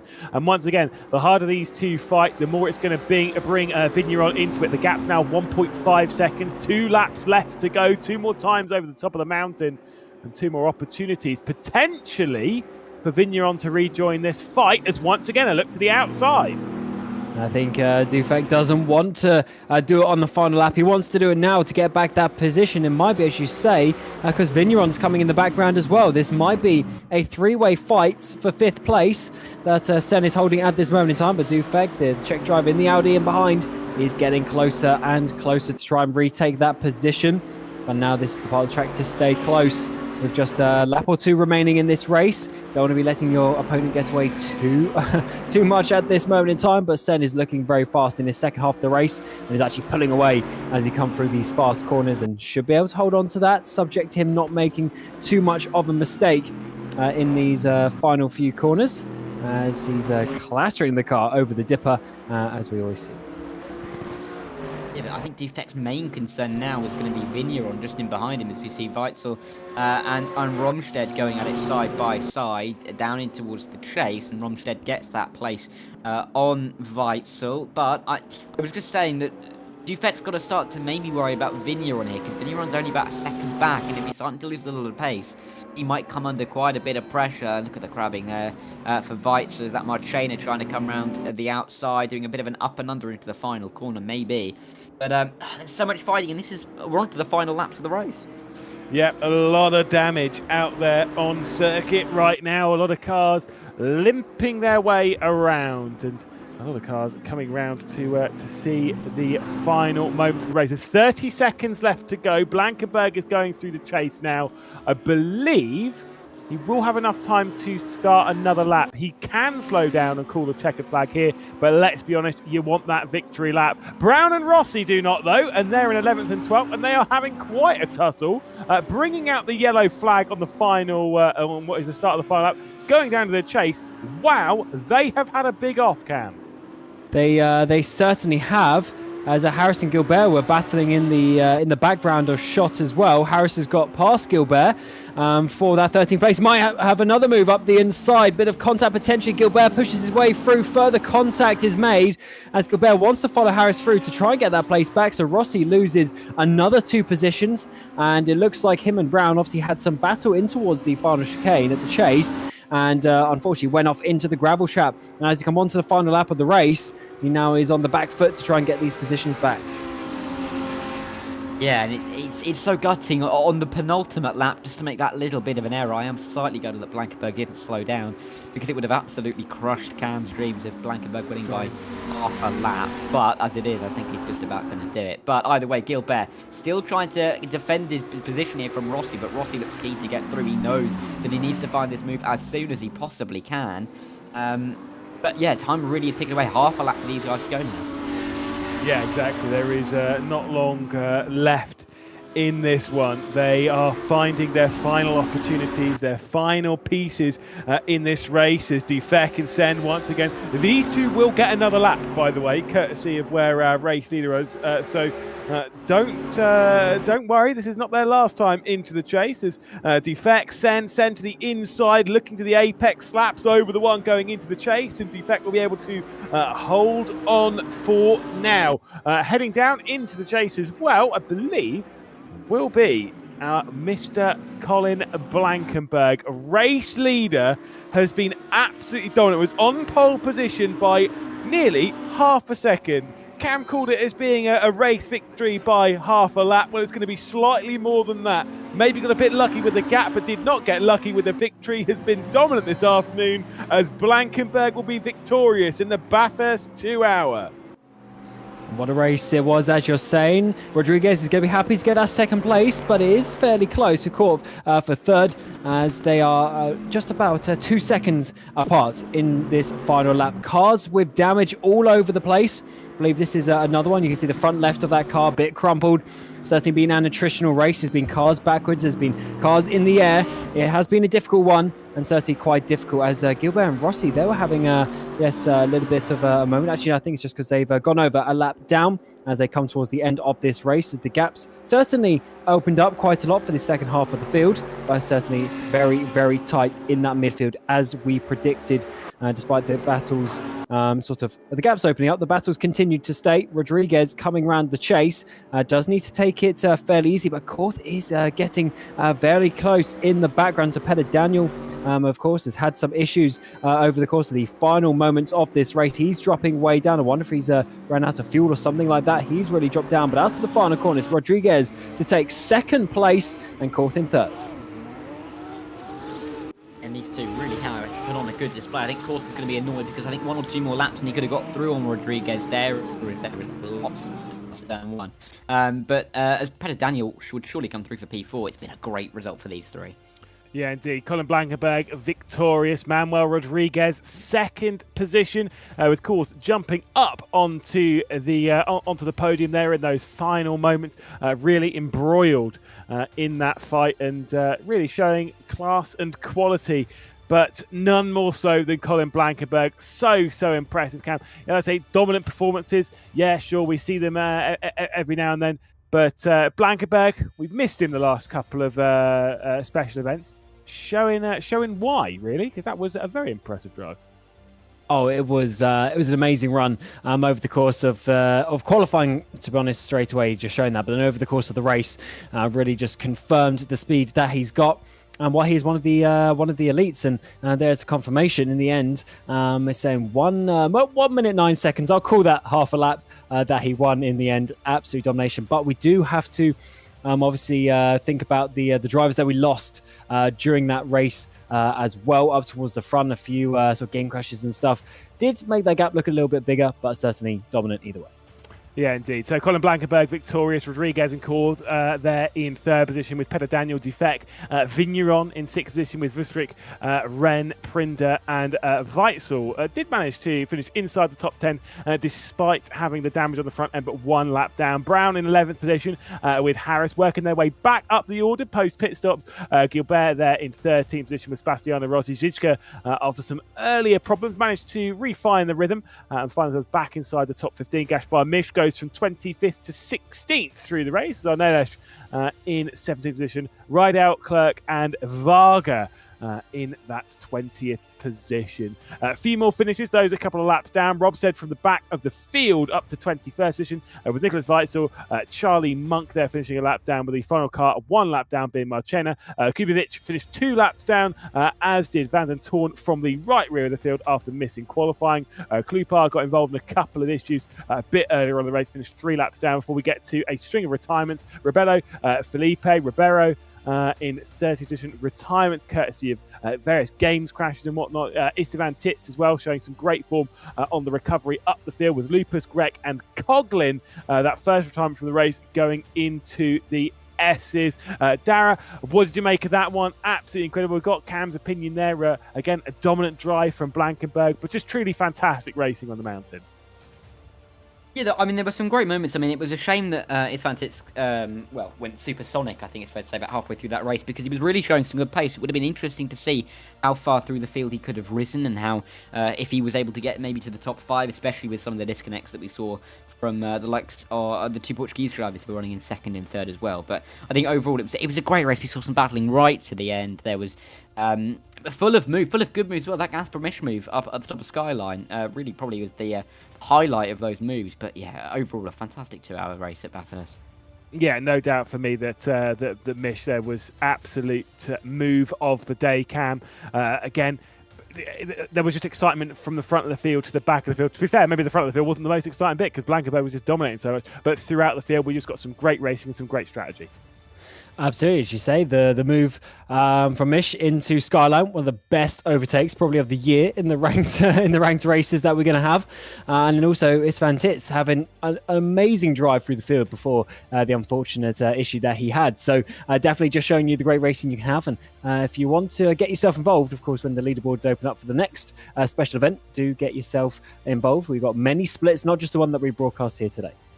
Indeed. We're not sure when the next ranked event will happen. We'll keep our eye on that in the future. Of course, you could do so by following RaceRoom on social media, and you'll see when it all opens up. Of course, you can also do so by going onto Steam, heading to RaceRoom, downloading it for free, and then working out what you need from there. From myself, let's go from Karen Roger, from Dara Thacker, and of course, Christo, Captain Coffee, behind the scenes, bringing us the broadcast. And thank you very much for joining us here in the RaceRoom ranked event. The Bathurst 2-hour is over. Colin Blankenberg is your victor, and we will see you next time. Until then, have a very warm goodbye. Do you also feel the same as this car enthusiast? He's reached his vehicle dream, but suddenly the original black wheels seem a bit boring. A colourful detail would add a lot more pep. And a little eye-catcher to match the paint would make the car perfect. Customization options don't only transform the wheel to visually match the vehicle, but also provides one-of-a-kind look on the road.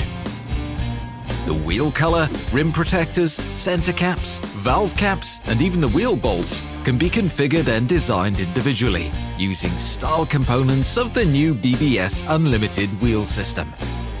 And here's how it works. The BBS Unlimited base wheels are available in a total of 8 different colours, whether it be a glossy, satin or polished finish, or from a deep indigo blue to racing gold to a rich bronze. Rim protectors are a colourful detail to visually enhance the wheel, while preventing damage from curb contact. In addition, the rim protectors can easily and quickly be replaced and renewed at any time. In total, 6 different designs are available. The center cap completes the wheel. So how cool would it be if it could also be customized? BBS Unlimited Style makes this possible. It's available in 56mm and 70.6mm diameters, and can be applied in a variety of ways with the BBS logo. The center cap is available in 2D or 3D embossing, as well as in several color variations. And with the 3D rotation cover, the BBS logo remains visible to everyone, even when the car is in high gear. The valve caps complement the wheel in 6 different colors. This gives the individual wheel an even more coherent look. You can even choose the wheel bolt in the last step to match the wheel. Available in black, silver, and even titanium. With the help of the BBS Unlimited style components, you're able to create a work of art out of a conventional wheel, according to your own wishes and ideas. Just take a look at our configurator, and after a few clicks you can already start designing the perfect wheel for your vehicle. Do you have any questions about customization? Then contact the wheel expert now.